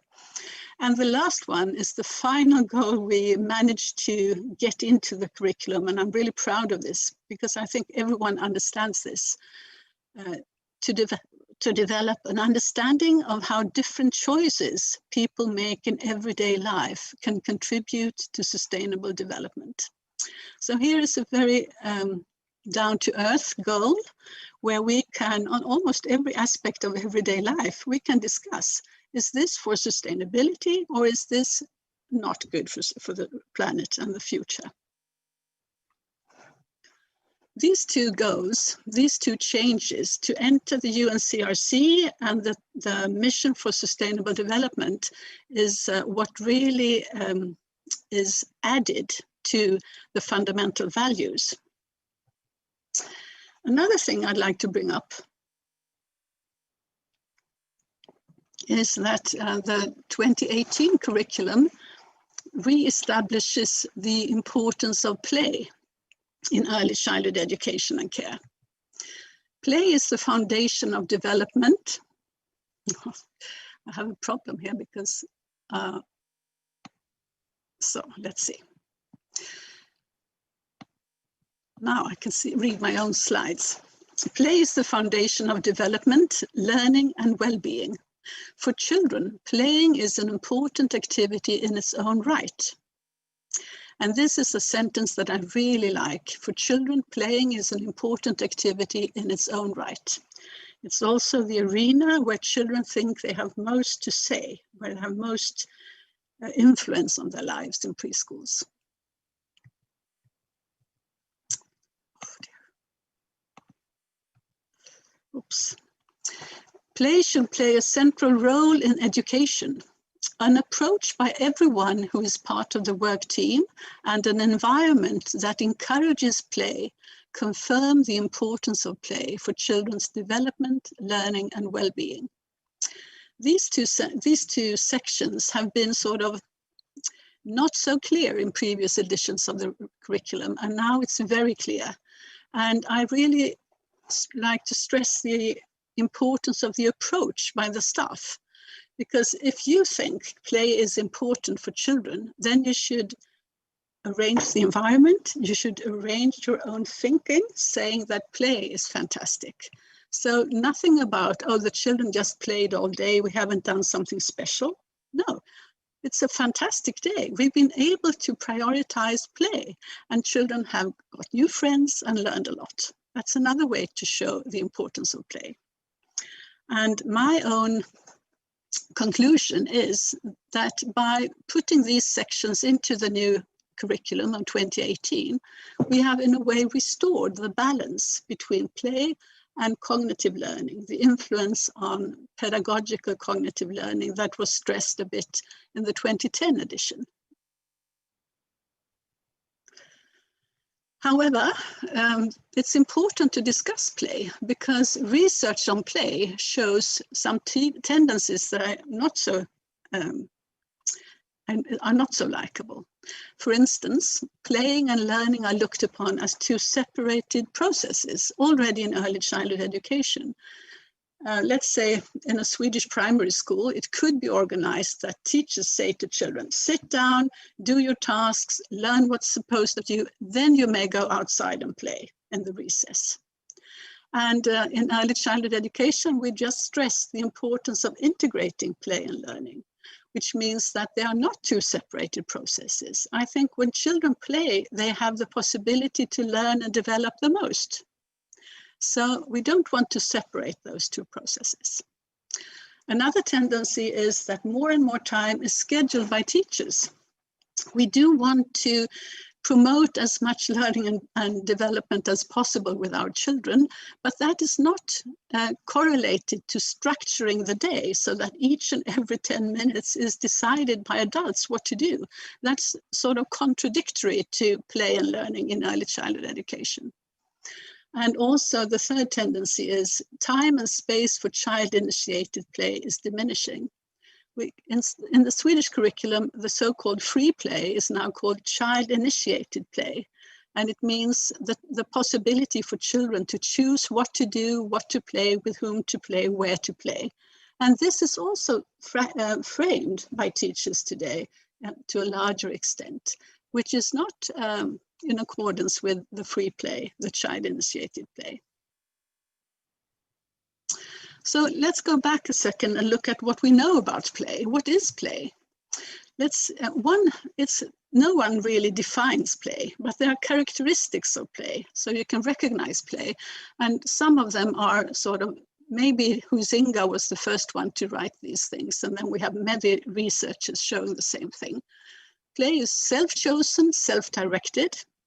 It's intrinsically motivated, that the player puts the goals into the play. It should be fun. It involves activity. The mental state is sort of forgetting yourself, a self-forgetfulness. And it's also a changed consciousness. Using fantasy and imaginative play, you change the world around you. And these are one way to look at on play, and is also often quoted when we talk about free play. We also have the characteristics from Garvey and others. She talks about 3 characteristics: the turn taking, my turn, your turn, my turn, your turn. It's not, play is not for one to decide or for one to always take the initiative. The reciprocity, we are talking and playing in the same area, in the same field, in the same arena, or in the same play. And consensus, that we share this arena.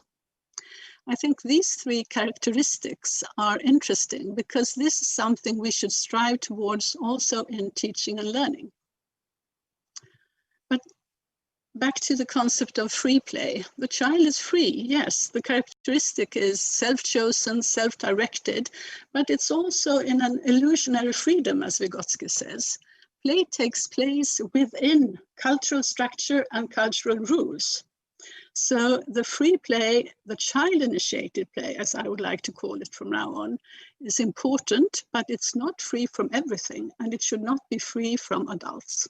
Adults still, educators in preschool still have the responsibility while children are playing at their own initiatives. So if you recognize these characteristics of play, what do we mean when we talk about learning through play, as is a sort of code for early childhood education? And before I answer that question, what is teaching in early childhood education?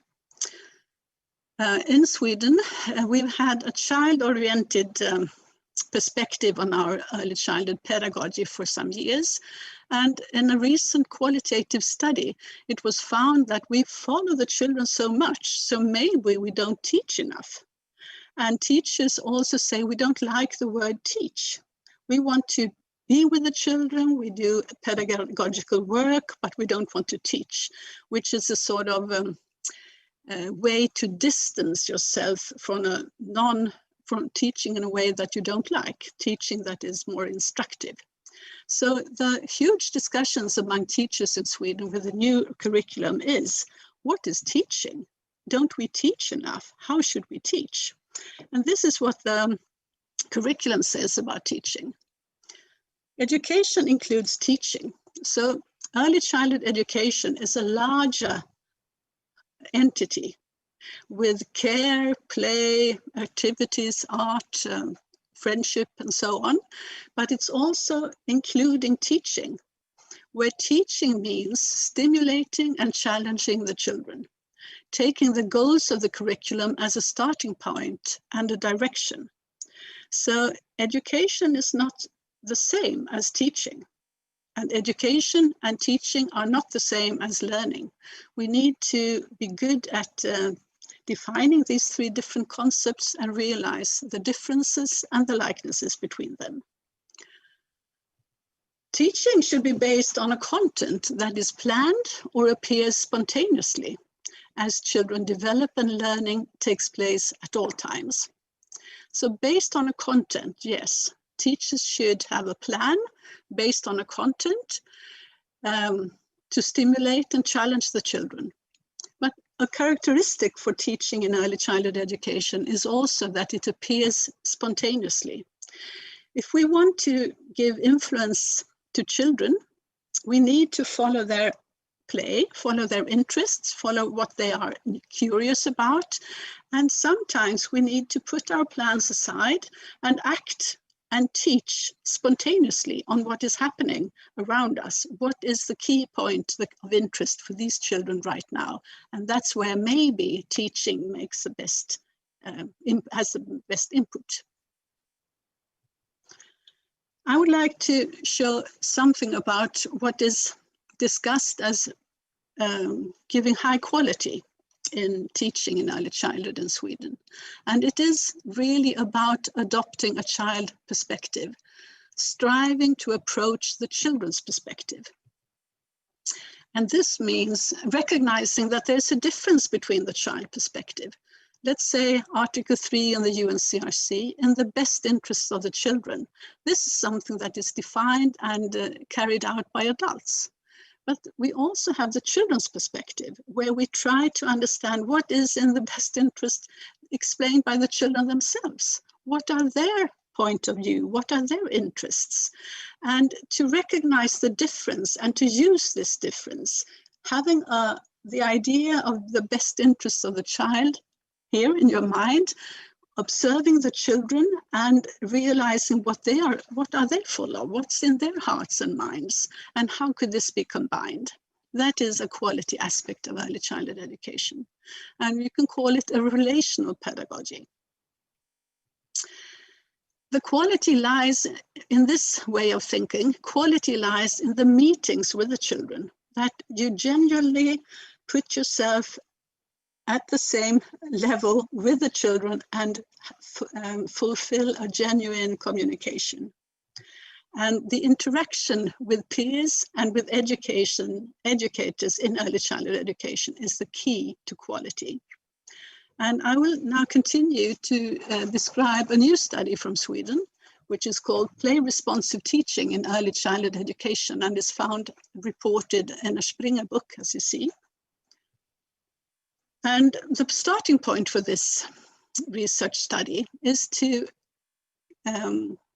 bridge the divide between playing and learning, making it self-evident that playing and learning are sort of two sides of the same coin in early childhood education. And it's not in our best interest or the children's best interest to separate play from learning. You could say that it's too easy to talk about schoolification and say, we don't like schoolification. And it's too easy to talk about free play because the status of play is so high. So when children are playing, we could be satisfied. But child-initiated play is not the core message or the core meaning of early childhood education. It's also to promote learning and development with an active role from adults. And in this book, the researchers define teaching as a process.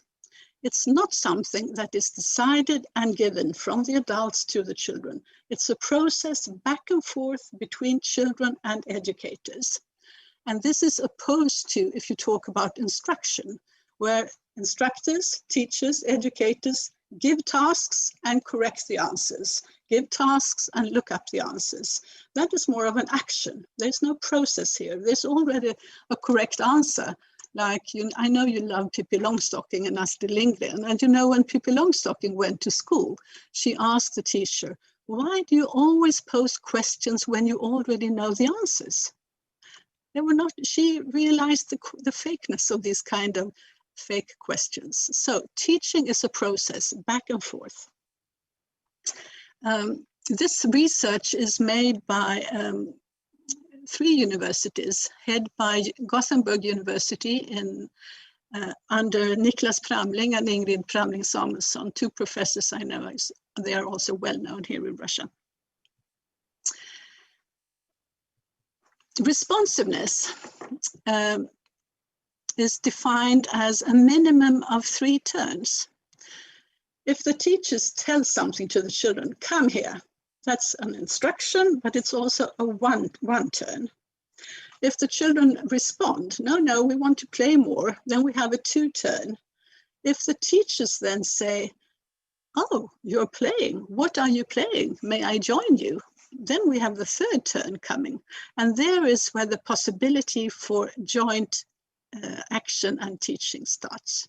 So 1-way or 2-way communication is not enough in this research project. It's at least 3 turns and more. And teaching is then placed within the play frame that is started by the child-initiated play. The play could also be initiated by adults, but most often children play and they initiate the play frame. And the skill of teaching is to be there without interrupting the play, to enter the play arena. And to give you some concepts from this research, which I really think could help us understand and develop teaching, is that we should be aware of the role in play, where you sort of simultaneously go between two worlds. One is as is. This is the world we have around us. This is the way it is. But with the help of imagination and fantasy, children always turn into as if. What happens if this was the possibility? If the block becomes a banana or a rocket, what happens then? So the shift between as is and as if is the core of play and development. And they also say there's a possibility, for instance, for a child or an educator to add what if, which is yet another way. It's sort of giving an input into the play arena that changes the frame. And sometimes children don't want that. One of the findings in the study is that children are really keen on playing their play, but teachers could promote the shift between as is and as if, and maybe sometimes also enter what if. This means that in play responsive teaching, there's a constant shift between the intersubjectivity, sharing the same arena, the same values, the same play, and alterity, which means opening up for an alternative way. What if or as if? And in this process, communicative process, lies the possibilities for results in teaching in early childhood education. So talking about play and learning as integrated processes, there's also another thing that is important in early childhood education in Sweden today, and it is to realize that children's interest and the chosen content could also be integrated. They are not dialectic. If we find a way to teach within the play frame, within the area of children's interest, we choose contents that go along with these, then that's a quality issue. So if you talk about teaching and learning, there's always a content, what you want to learn, and you could focus it or you could make it a bit blurry. You learn something. You can learn to sing a song, to climb a wall, you learn the letters, or you learn how to build friendship. And this is the chosen content, and this is something that could be online and in time with children's interests. The teacher is pointing out something, possibly something new, and she is sharing a linguistic reference. She puts words to the experience. She puts associations to the world here and beyond, pointing out and giving words. So communication is at the core. Communication is a collaborative sense-making activity. Play responsive teaching is a collaborative sense-making activity. So what do we know then to finalize about developing teaching within early childhood education and care? Well, teaching is one part of education. Education is not only teaching, it's a holistic approach that I introduced in the beginning of my speech. For children, playing is an important activity in its own right, and we should be aware of this and use, but not misuse, this preference from children to play. And teaching is actually about combining these things. Finding children's interests by approaching the child perspective, the children's perspective, using your own ideas, following the curriculum, the goals in the curriculum, the educator's intentions, and a chosen topic, a theme. Combining these so that we share the same arena gives quality in teaching. And I must give a reference to the EPI project with Katy Silva and Iram Shirai Blatchford here, where they, in their middle of their project, developed the concept of shared sustainable thinking or shared sustainable learning, which is very much the same. But here we are given new ideas and new concepts to discuss the development of teaching. So my final words are, let us develop the teaching skills in early childhood education and care. It's not the same as teaching in secondary school, or maybe not even in primary school. What is characteristic and what is good teaching in early childhood education and care? That's my challenge for us. Thank you. Oh, sorry, I have one more. I can tell you that we have this national curriculum available in English. And if you follow this link, you can find it directly. Thank you. Спасибо большое за доклад. Thank you very much for your report. Thank you very much for highlighting the updated program in terms of structure and elements and content, and mostly the reasons why you have changed the current curriculum. You have mentioned points of growth, and thank you very much for that. And now we're continuing with the report, developing potential of play activity from Vygotsky to the present day. And we have Nikolai Verisov. I give the floor to you.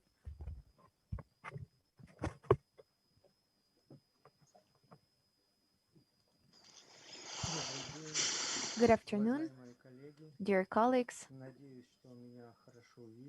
I hope you can see me well, and you can also see my presentation.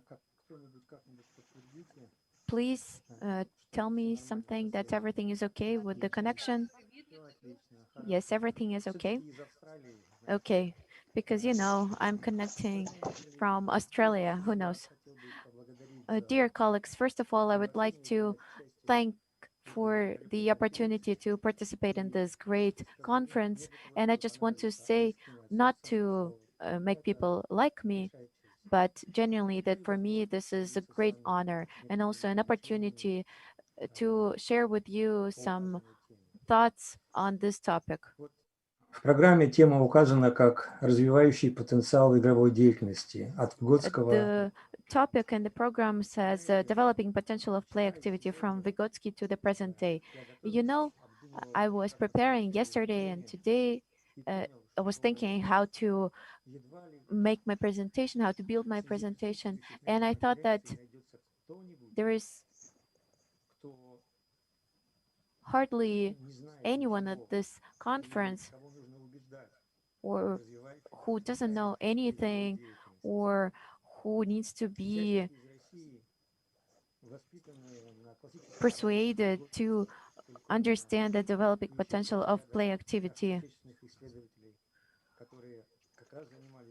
Vygotsky and other Russian scholars who were working in this area of developing potential of play activity do not need to repeat the same well-known facts. Our foreign colleagues like Ingrid showed also showed that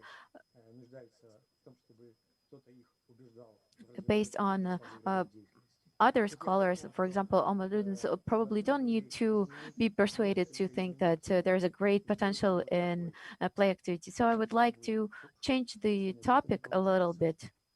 This is what I want to make out of it. This is the topic, digital play and child development. What can Vygotsky teach us? I thought that this topic would be very interesting, not only for specialists, but also for a wide range of teachers, pedagogues, those colleagues of ours who are directly working in the preschool education system, because this topic is being widely discussed. It's on everyone's tongues. So I would like to talk about this. This is what we call new terminology and new terms. in literature, in mass media, in special scientific literature, this terms digital environment, digital world, digital childhood, digital generation are becoming more and more popular. Of course, this is a new world, a whole new world, or maybe not so great for some of us, but this is a new reality. And one might think that in this new reality,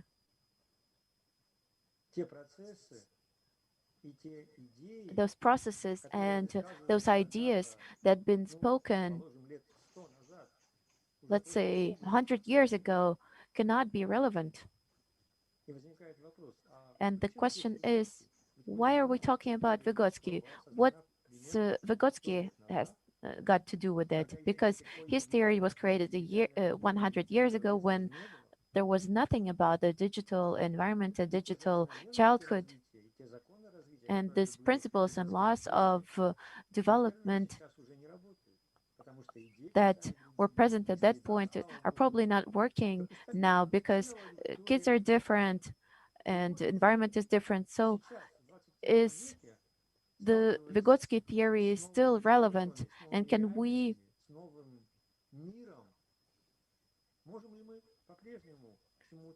still learn something from Vygotsky considering the new reality and the new environment? In this case, I'm thinking about the seminar many years ago that uh, was held in Moscow. At that point, a great philosopher and thinker, Vladimir Lefebvre, came to Moscow. I'll just remind you, this was about 30 years ago when we barely had any computers and we just got the first electronic toys. Remember that one toy where a wolf or a rabbit was catching something. And during that seminar, the question was raised, is there a future behind this kind of toys? It wasn't even called gadgets at that point. And replying to this question, Mr. Lefebvre said, you know what, my dear friends, all of you are interested in this now, and you're saying that this is great and it gives new opportunities for child's development, and you see how everyone is motivated. But I'm telling you, in 30 years, you'll cry because of this new technology. That's what Vladimir Lefebvre said at that point. No one believed him, of course, but today I was listening to Mr. Gratz report, and we can see that half of the teachers are already crying and the other half are trying to be in the middle. Let's put it this way. Let's look at this problem in broader terms. If we look at the history of this issue, maybe 20, 25 years ago, everything started with the fact that society had hope that digital means will become a strong, powerful source of development. And this is a classical example of what we call in history fetishization. We're not gonna go too deeply into philosophy. This is a kind of making gods out of something or that is new. But like you know, life is in dialects, and there is always a shift from one acute point to another acute point when we're talking about the idea of digital childhood, digital environment is ruining childhood, that it badly affects the kid. So this is something that we're calling the modern option of Buddhism. This is a direction that was created at the end of Middle Ages in Great Britain, when people were thinking that factories are ruining the industry and production. And there are also people who think that, of course, we cannot say we cannot close our eyes and not agree that they're good things, but on the other side, we cannot agree.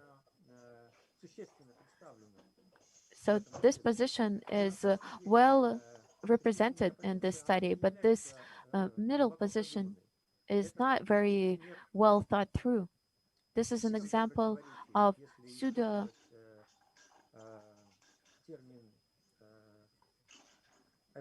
contradiction, if we use the term of Ilyenkov. This is the situation. So what are the digital means?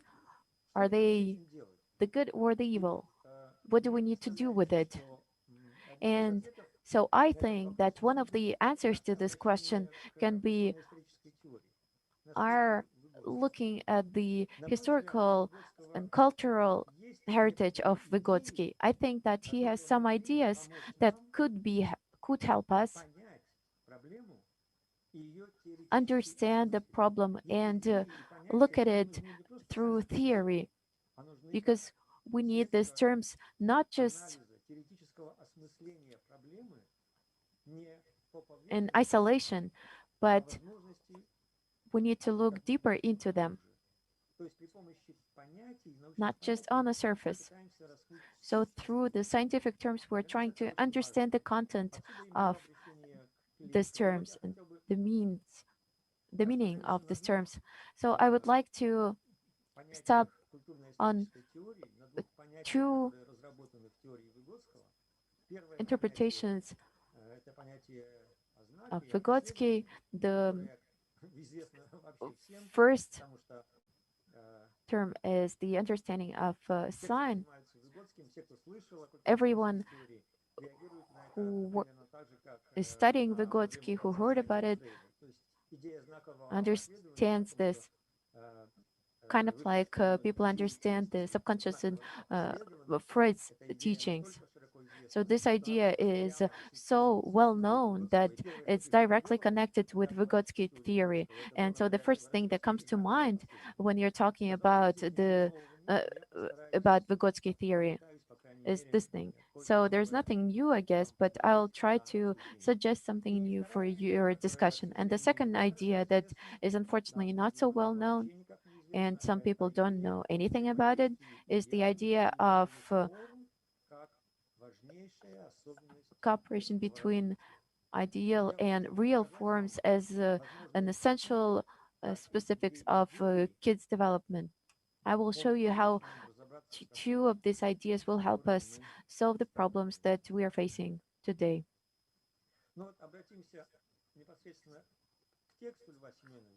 Let's look at the quote of Vygotsky. I'm not going to read it. I'm sure that everyone can see it perfectly well. I just want to say that Vygotsky was questioning not what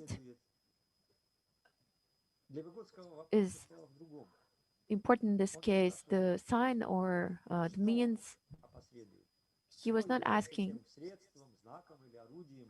what is the means, what is the sign. Vygotsky was setting a different question. He was asking, who is this means? Who is this person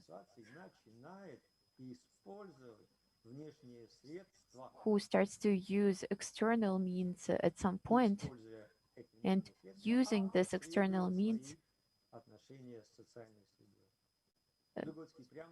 reacts to the relations between him and environment. And he was saying that if you are doing this,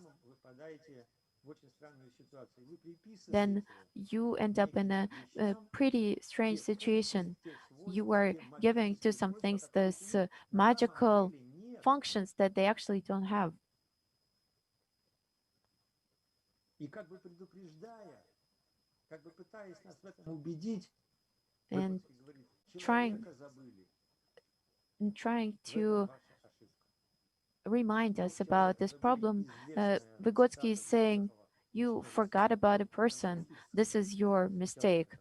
This is a quote То from есть the для Выгодского cherry было важно garden, не само по Vishnyovy себе Sad. знаковое опосредование, не сам по себе So for знак, him, а именно the как в sign wasn't процессе so своего important, but умственного развития what дети is in the начинают process of использовать their внешние средства, development. Children знаковые, are starting to символические, use орудийные, external means как средство организации своего as means of поведения, как средство organizing their опосредования behavior с окружающим миром, and взаимодействию с working родителями, through their со взрослыми, relations самим between собой. adults, between teachers, and between themselves as well.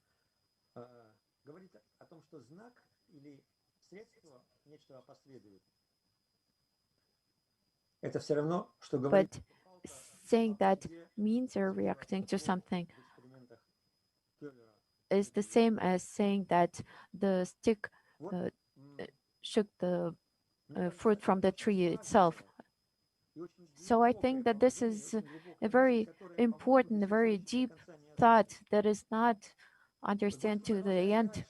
still. And Vygotsky Он continues. говорит о том, что He's saying основной that деятельностью, the которая main отличает человека от activity животного, с that психологической differs стороны, human from animals in terms of psychology is когда the человек signification создает activity. It is или when a human использует, creates or употребляет знак. uses Смотрите, signs. Выгодский говорит, сигнификация есть создание и He's saying употребление that знаков, signification сигналов. is the creation and use of signs. Человеком So и that means that употребление человеком there знаков is или других the средств creation искусственных by средств. human or used by human of signs or other artificial signals. И следующий шаг, который делает Выгодский, он показывает, что есть два вида And the next step that опосредующей Vygotsky does деятельности человека. is Деятельности, that he says that there are two types общение с миром, of mediating употребление орудий, activity. употребление знаков. Кстати, замечу, It что is the use of tools and the use of signs. I would like to mention for our foreign трудно перевести на английский язык. foreign colleagues, I would say that Собрание сочинений Выгодского перевели это как it is very hard to translate this activity. Foreign colleagues when translating the studies of Vygotsky called it mediated activity, which is maybe not exactly the same.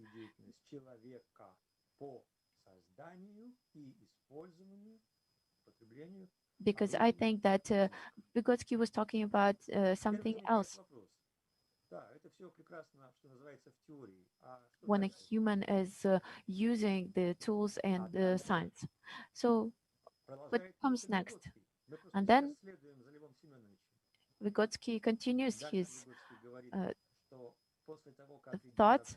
Vygotsky is saying that after a kid started using external means that mediates his or her reactions, then the next step of development is starting. Vygotsky defined it as a use of external signs as a means of further development. The thing is not that the kid is shifting from direct actions to indirect actions and mediating actions. The thing is that the kid gets an opportunity to use them as means of their further development, meaning that now they know how to use this sign and these tools.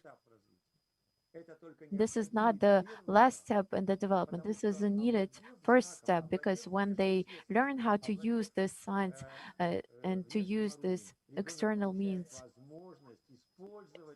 children receive this opportunity to use this means as a means of further development or as a means of degradation.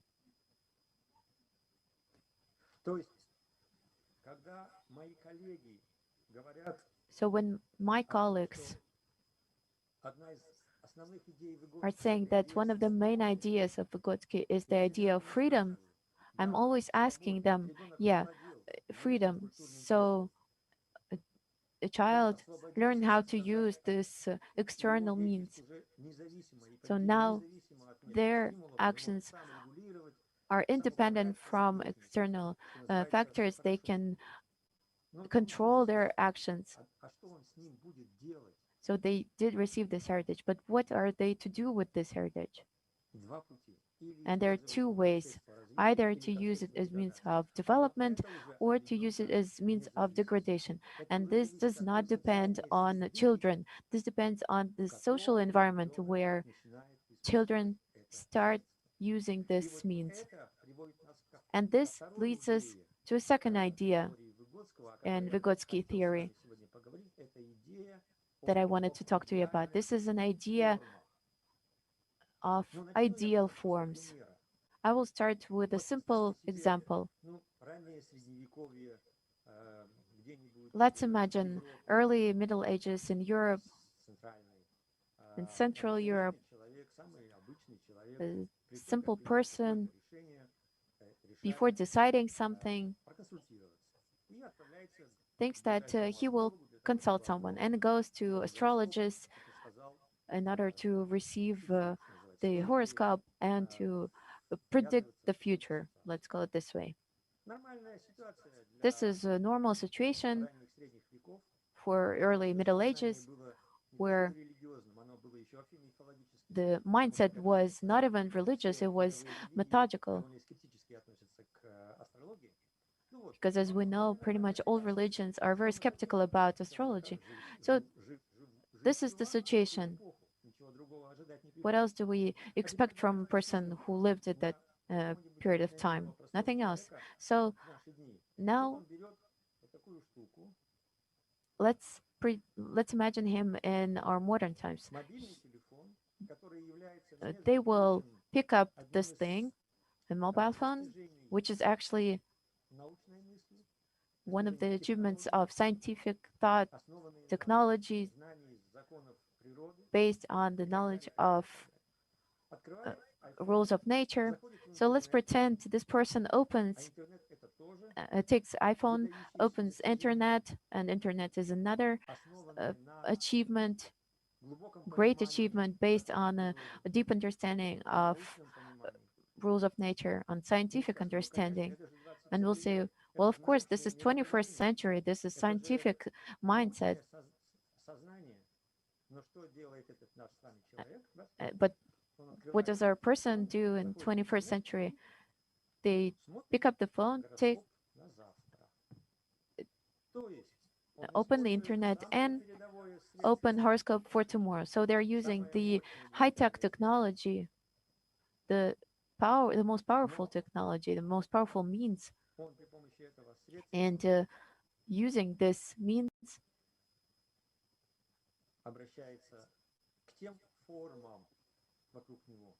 look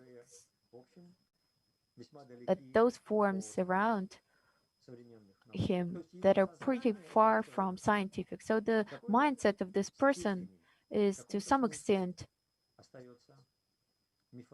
is still mythological. So the problem is, what are the ideal forms that children are opening and start to interacting with? I just want to remind you what ideal is.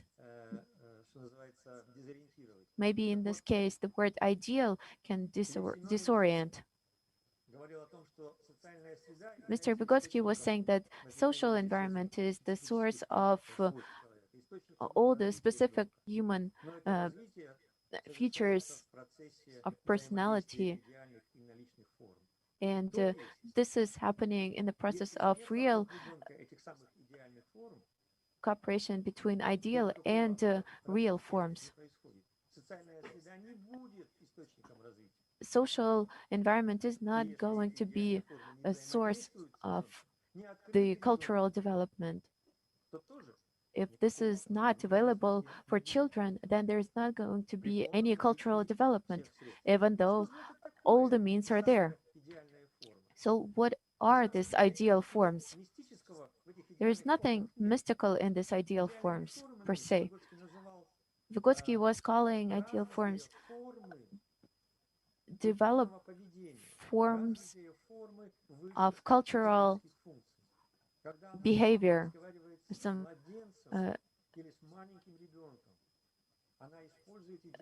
psychological functions. When mother is talking to her child, this is one of these kind of forms. And when children communicate with the mother, not only with mother, but with father as well, I hope, the children start to learn how to use these ideal forms. So child forms are becoming more and more ideal. Children receive it from the very beginning. They don't receive it at the very end. They receive it when they communicate with and interact with mothers, with parents, adults, teachers, older brothers and sisters. That's all what Vygotsky meant. And Vygotsky makes a great conclusion. I think it's very important. Vygotsky is saying that if there is no relevant ideal form in the social environment, then the child will never achieve that level that he or she could achieve if there was a special ideal form present. And he's saying that a great specific feature of a child's development is this interaction with the ideal form. Thus, we have cultural means and we have ideal forms, or there are no ideal forms. If person is surrounded by ideal forms represented by schemes of decay or violence, then children will interact with this kind of ideal forms using cultural means. So the question is, how do we adults, parents, teachers, politicians, how can we collectively solve the issue of creating the way of interaction between children and those ideal forms that will provide the social development, not degradation? So if we follow Vygotsky's advice and we won't forget about human, about a person, then theory allows to study the means of digital environment, not only from the point of view what digital environment is, but also from the point of view how can they become the means of development, and how should they look like in order to become means of development, not means of degradation. And if we look at the idea of interconnection between ideal and real forms, and study the ideal forms that are the most effective and promote psychological specific features of this age. Because only when these forms are connected, Vygotsky saw a great opportunity for development. So we have two great tools for studying a digital environment as a source of cultural development of a child. We can suggest these ideas for digitalized environment. This is a specific type of environment. And here we can create this pattern of development. The question is how to create this digital environment in order to create a social situation for the development of a child. Thus, Vygotsky's ideas are pretty relevant, and it seems like they're the only ones that can be used wisely now. I shouldn't even started this discussion with you if I was only talking about theory.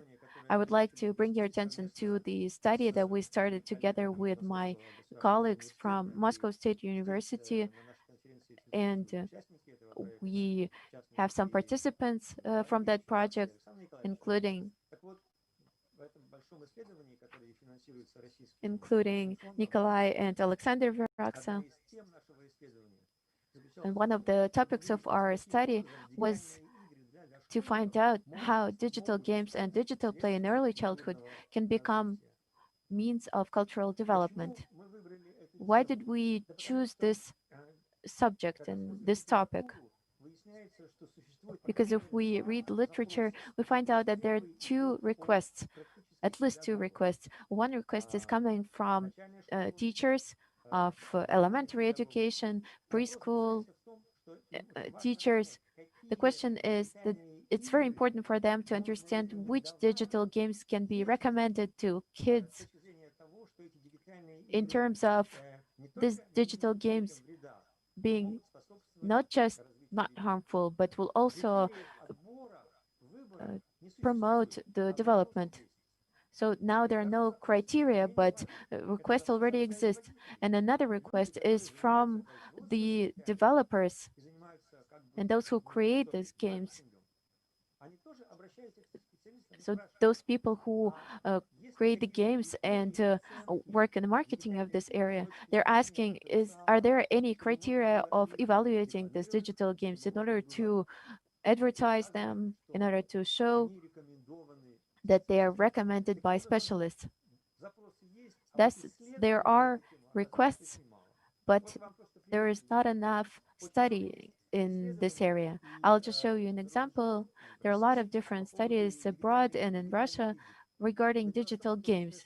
But the thing is that Russian word game, игра, has two different meanings. Game is what kids are doing, and also what you can buy in a store. In English, there are two words, game and play. And so in this case, you can understand that there are digital games and digital plays. And in this case, kids can play digital games, but be also involved in digital play.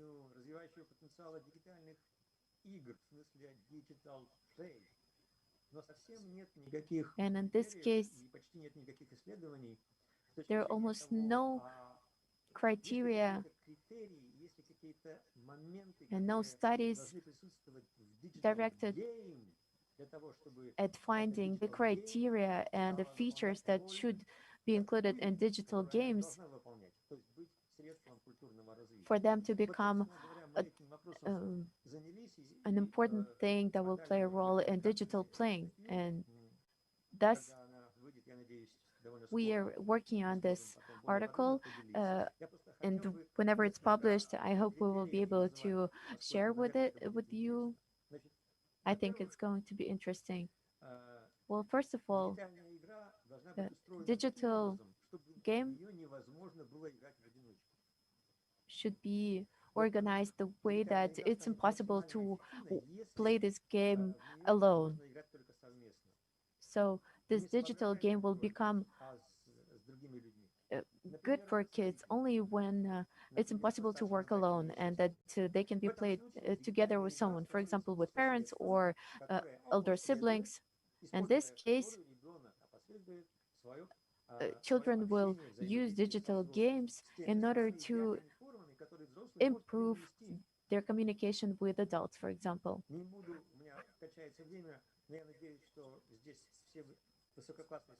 I'm short in time, but I'm sure that high-level specialists present at this conference understand what I'm talking about. The second thing is we're talking about ideal form. And in this case, thanks to Mr. Varax's input, we came up with an idea of not an ideal form, but of an ideal norm. So in modern society, we have some well-acknowledged cultural values, cultural ways of activity and cooperation. We're calling them normative situations. And if we include the need to follow some norms and digital games, some ideal norms, the game is not going to work. So in this case, we'll create a situation where children using these digital games are learning how to use these ideal norms. And if game developers will be able to do this, then the development potential of this digital game is going to increase a lot. For example, the aim of the game is to find some gold, but during the process of the game, you need to kill some people. It seems like there is nothing dangerous in this. It's good to find some treasures and gold, but at the same time, the aim can be to save some person, but at the same time not kill anyone and solve all the challenges. Look at the cultural norm that is involved in this game. The child starts playing this game, and at the same time, they start to learn this ideal cultural norms. Another thing is the space of realization.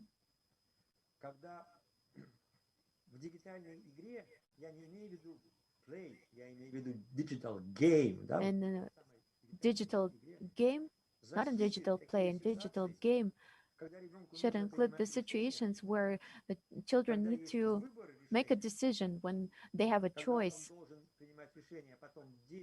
when they need to make a choice, then act upon it, and then see the consequences of this decision. So in this case, children can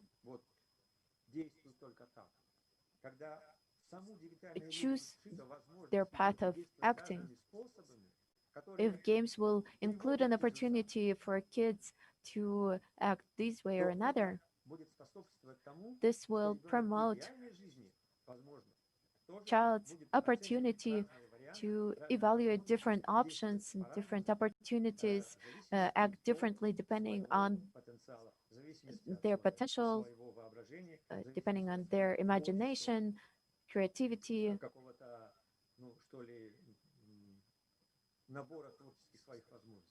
set of creative skills.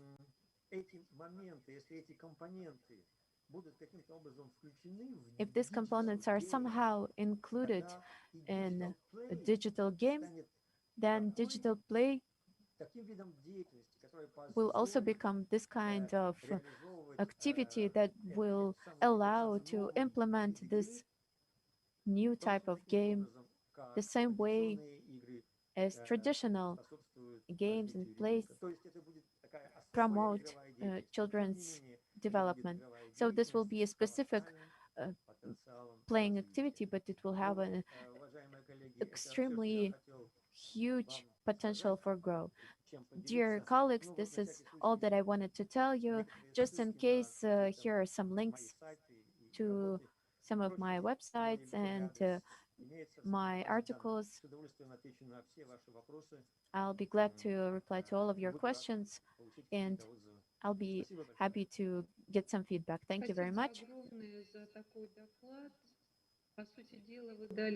Thank you very much for such a report. You allowed to look at Vygotsky's ideas at a different angle, and this is very important because we are usually limited in time. In order for participants to ask questions. But as we can see, there are a lot of different questions, so we'll probably direct these questions to you so that everyone interested will get replies to these questions. I would be honest, I'm also interested in many things in your speech, but unfortunately we are limited. So thanks again for finding time and opportunity to participate on this very important topic, the topic of development, the preschool education. And из Франции, заместитель генерального директора ЮНЕСКО по вопросам образования Стефани Джанини. Пожалуйста, Стефани. Now we finally have with us the UNESCO Deputy Director General for Education, Stefania Giannini. It's a great honor for me to be here today with you. It's not, yeah. May I take the floor now, right? Yes. Да, вас слышно. Thank you very much, Madam Chair. I'm very honored to be here with you today on the occasion of the 10th International Conference on Early Childhood and Care in Education.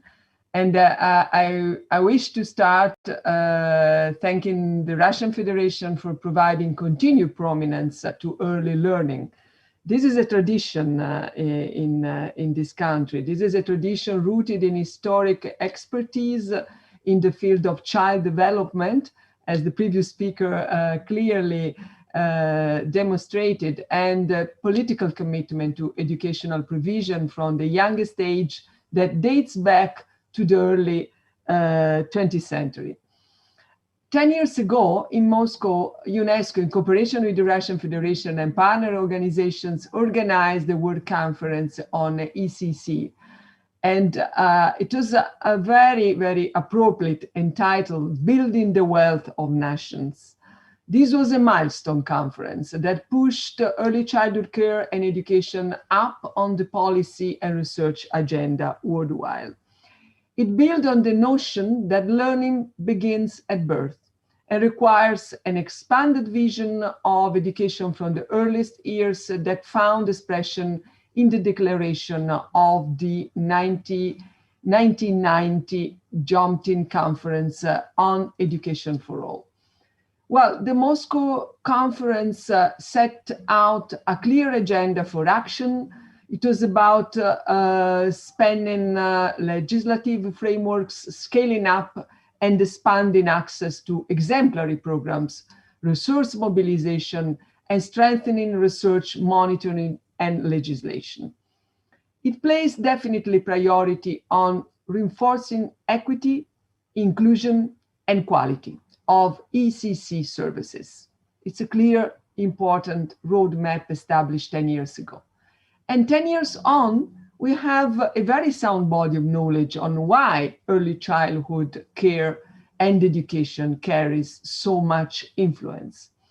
Just this week, in fact, the new team's results on science and mathematics emphasized the impact of several years of pre-primary education on subsequent learning achievements in 3 subjects.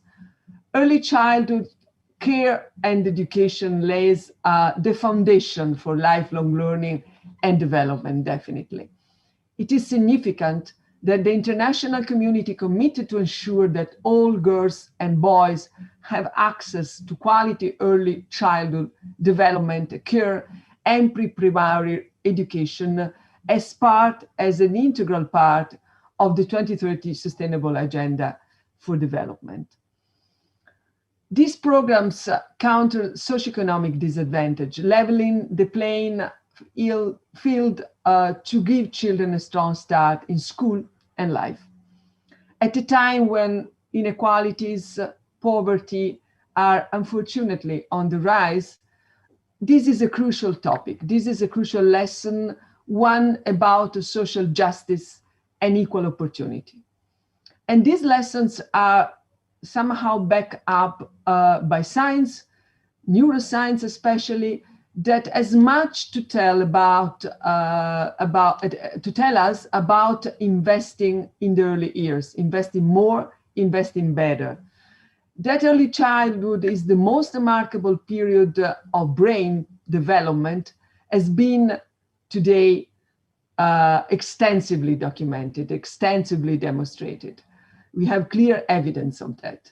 But over the past decade, advances in neuroscience has further confirmed and refined this picture, providing extraordinary imagery and insights into the emotional and cognitive growth from the time of birth and the impact of early interventions. This research carries clear policy implications, of course. Beyond nurturing the socio-emotional development of all young children, providing supportive conditions for early learning is the most cost-effective intervention to reduce the impact of adversity in later years. Somehow we can summarize, we are what we learn, what we have the opportunity to learn in the very, very first time of our life. 10 years on from the first World Conference on ECC, this is a time to take stock of where we stand and to galvanize somehow higher policy attention around the urgency to expand early learning provision. Let me recall some numbers which can give us the size and the picture of what we are talking about. Today, nearly 67% of children access at least 1 year of pre-primary education across the world. But these figures includes very large disparities from 42% in sub-Saharan Africa to 83% in upper middle income countries and over 90 in high income ones. So it's a huge disparity between regions of the world. In a country like Djibouti, to take a clear example, only 7% of children have access to 1 year of pre-primary education, with the private sector provider being the main provider of that. And participation has declined, even from low starting points in some other countries, including Eritrea, including Mali, Morocco itself. So there are very step challenges in terms of access and equity. And this compromises the learning and development potential of young children and future prosperity. Lack of data, of course, is a barrier to unlocking progress to informing policies. When you say at UNESCO, better data are about informing better policies and better outcomes.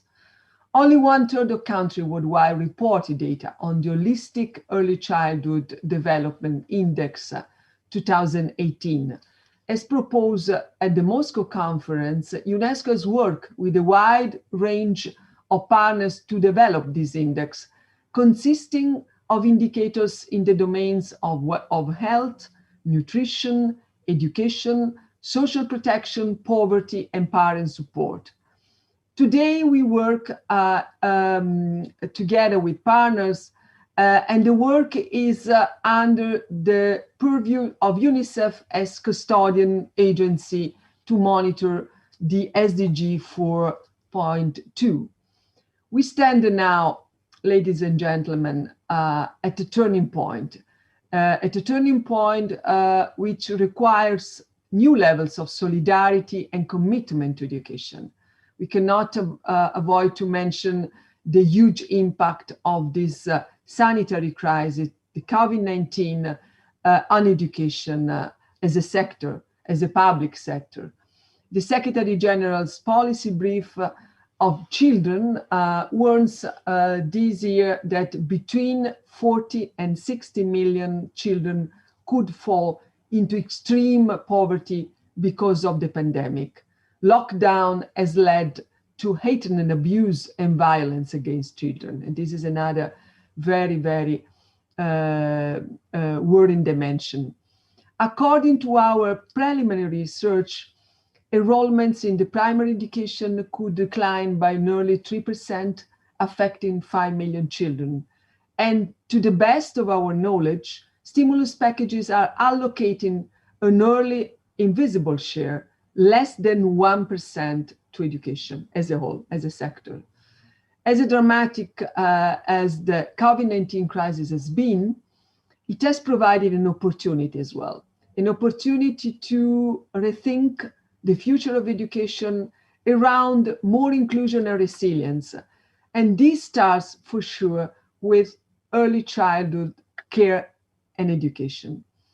This is a time to advocate not only for the protection of education financing, which is a very important topic, which is something that UNESCO started from the beginning of the crisis to push, to advocate for, but for attention to investment on what, on the new what, and the new what is investment in the earliest years in recovery plans and stimulus packages to give children strong foundations for their own lives. ECC requires well-trained, well-supported and motivated teachers. The reality is that many are inadequately prepared and supported, poorly paid, and lack of recognition, especially in developing countries, but not exclusively there. Evidence-informed policy interventions are urgently needed to support teachers' motivation, career development, and their own role in society. We have made teachers a flagship of the Global Education Coalition, a new kind of platform partnership which UNESCO established from the beginning of the crisis, counting today on more than 160 partners.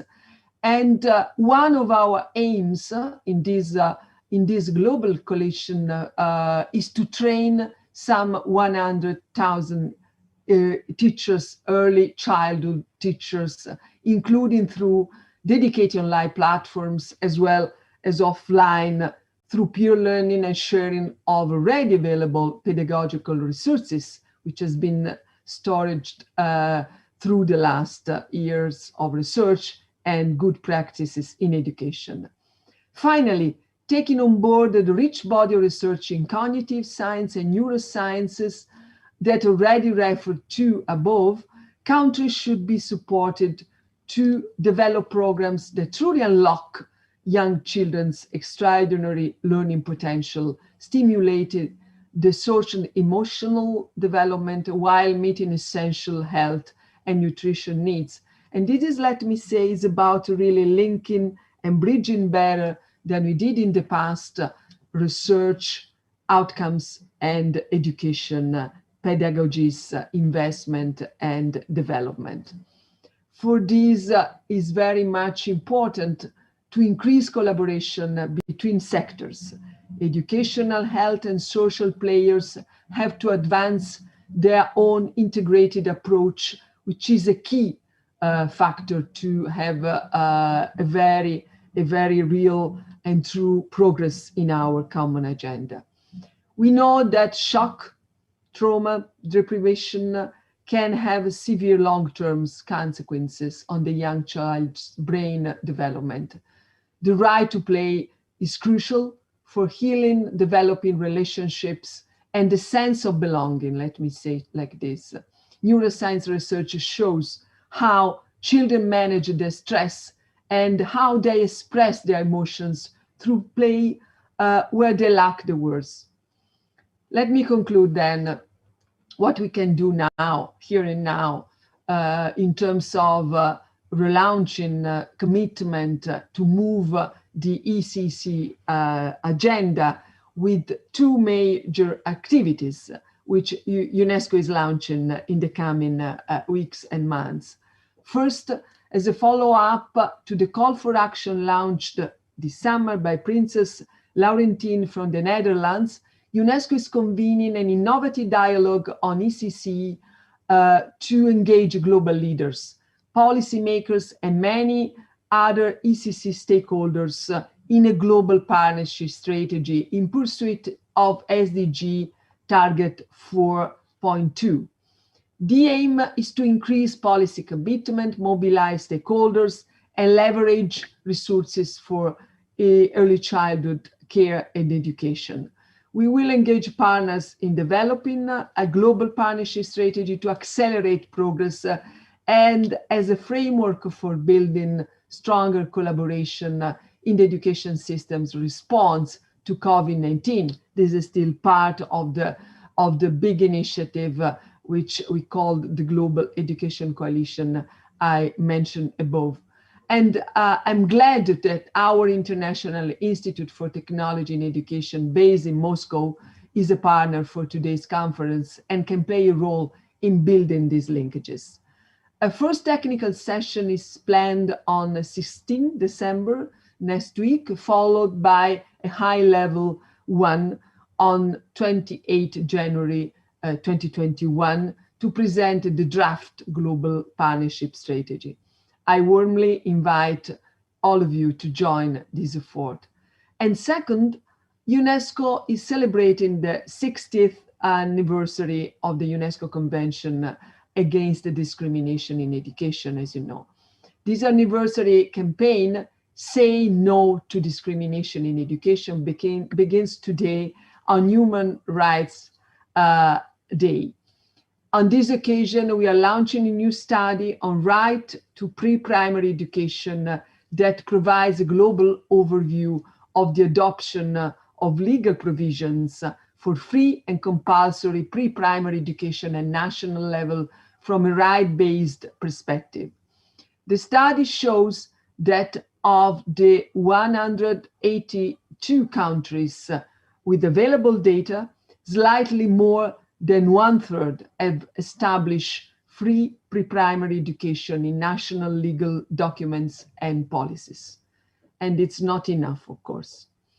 Again, these findings reflect the long road to be traveled before pre-primary education becomes a real foundation of every child's learning journey. The case is there, from the perspective of rights, from the perspective of health, economics, education, and social development. The year ahead, let me say very clearly, is a crucial one to advocate, invest, and avoid the risk of a last generation to bring the case for investment in ECC onto every policy agenda and accompany every government in securing a safe, happy, and fair future for every child. I once again thank the Russian Federation for convening this timely conference and wish you every success today in our conversation. Over to you, Madam Chair. Спасибо большое за Thank you very much for such a full report related to supporting preschool education. This is important for the whole world. We all understand that education is our future, it's our present, and this is something that determines our relation to this world. Education does not have limits, and this is what our conference is about. However, developing educational systems, and especially developing early education, is highly important. So we are going to finish this session. And we have heard many reports related to preschool education. For example, reports about play. And we're going to hear one more report by Cheng Huzing about play as a prerequisite for educational process. Mr. Viraksa, you have the floor for now.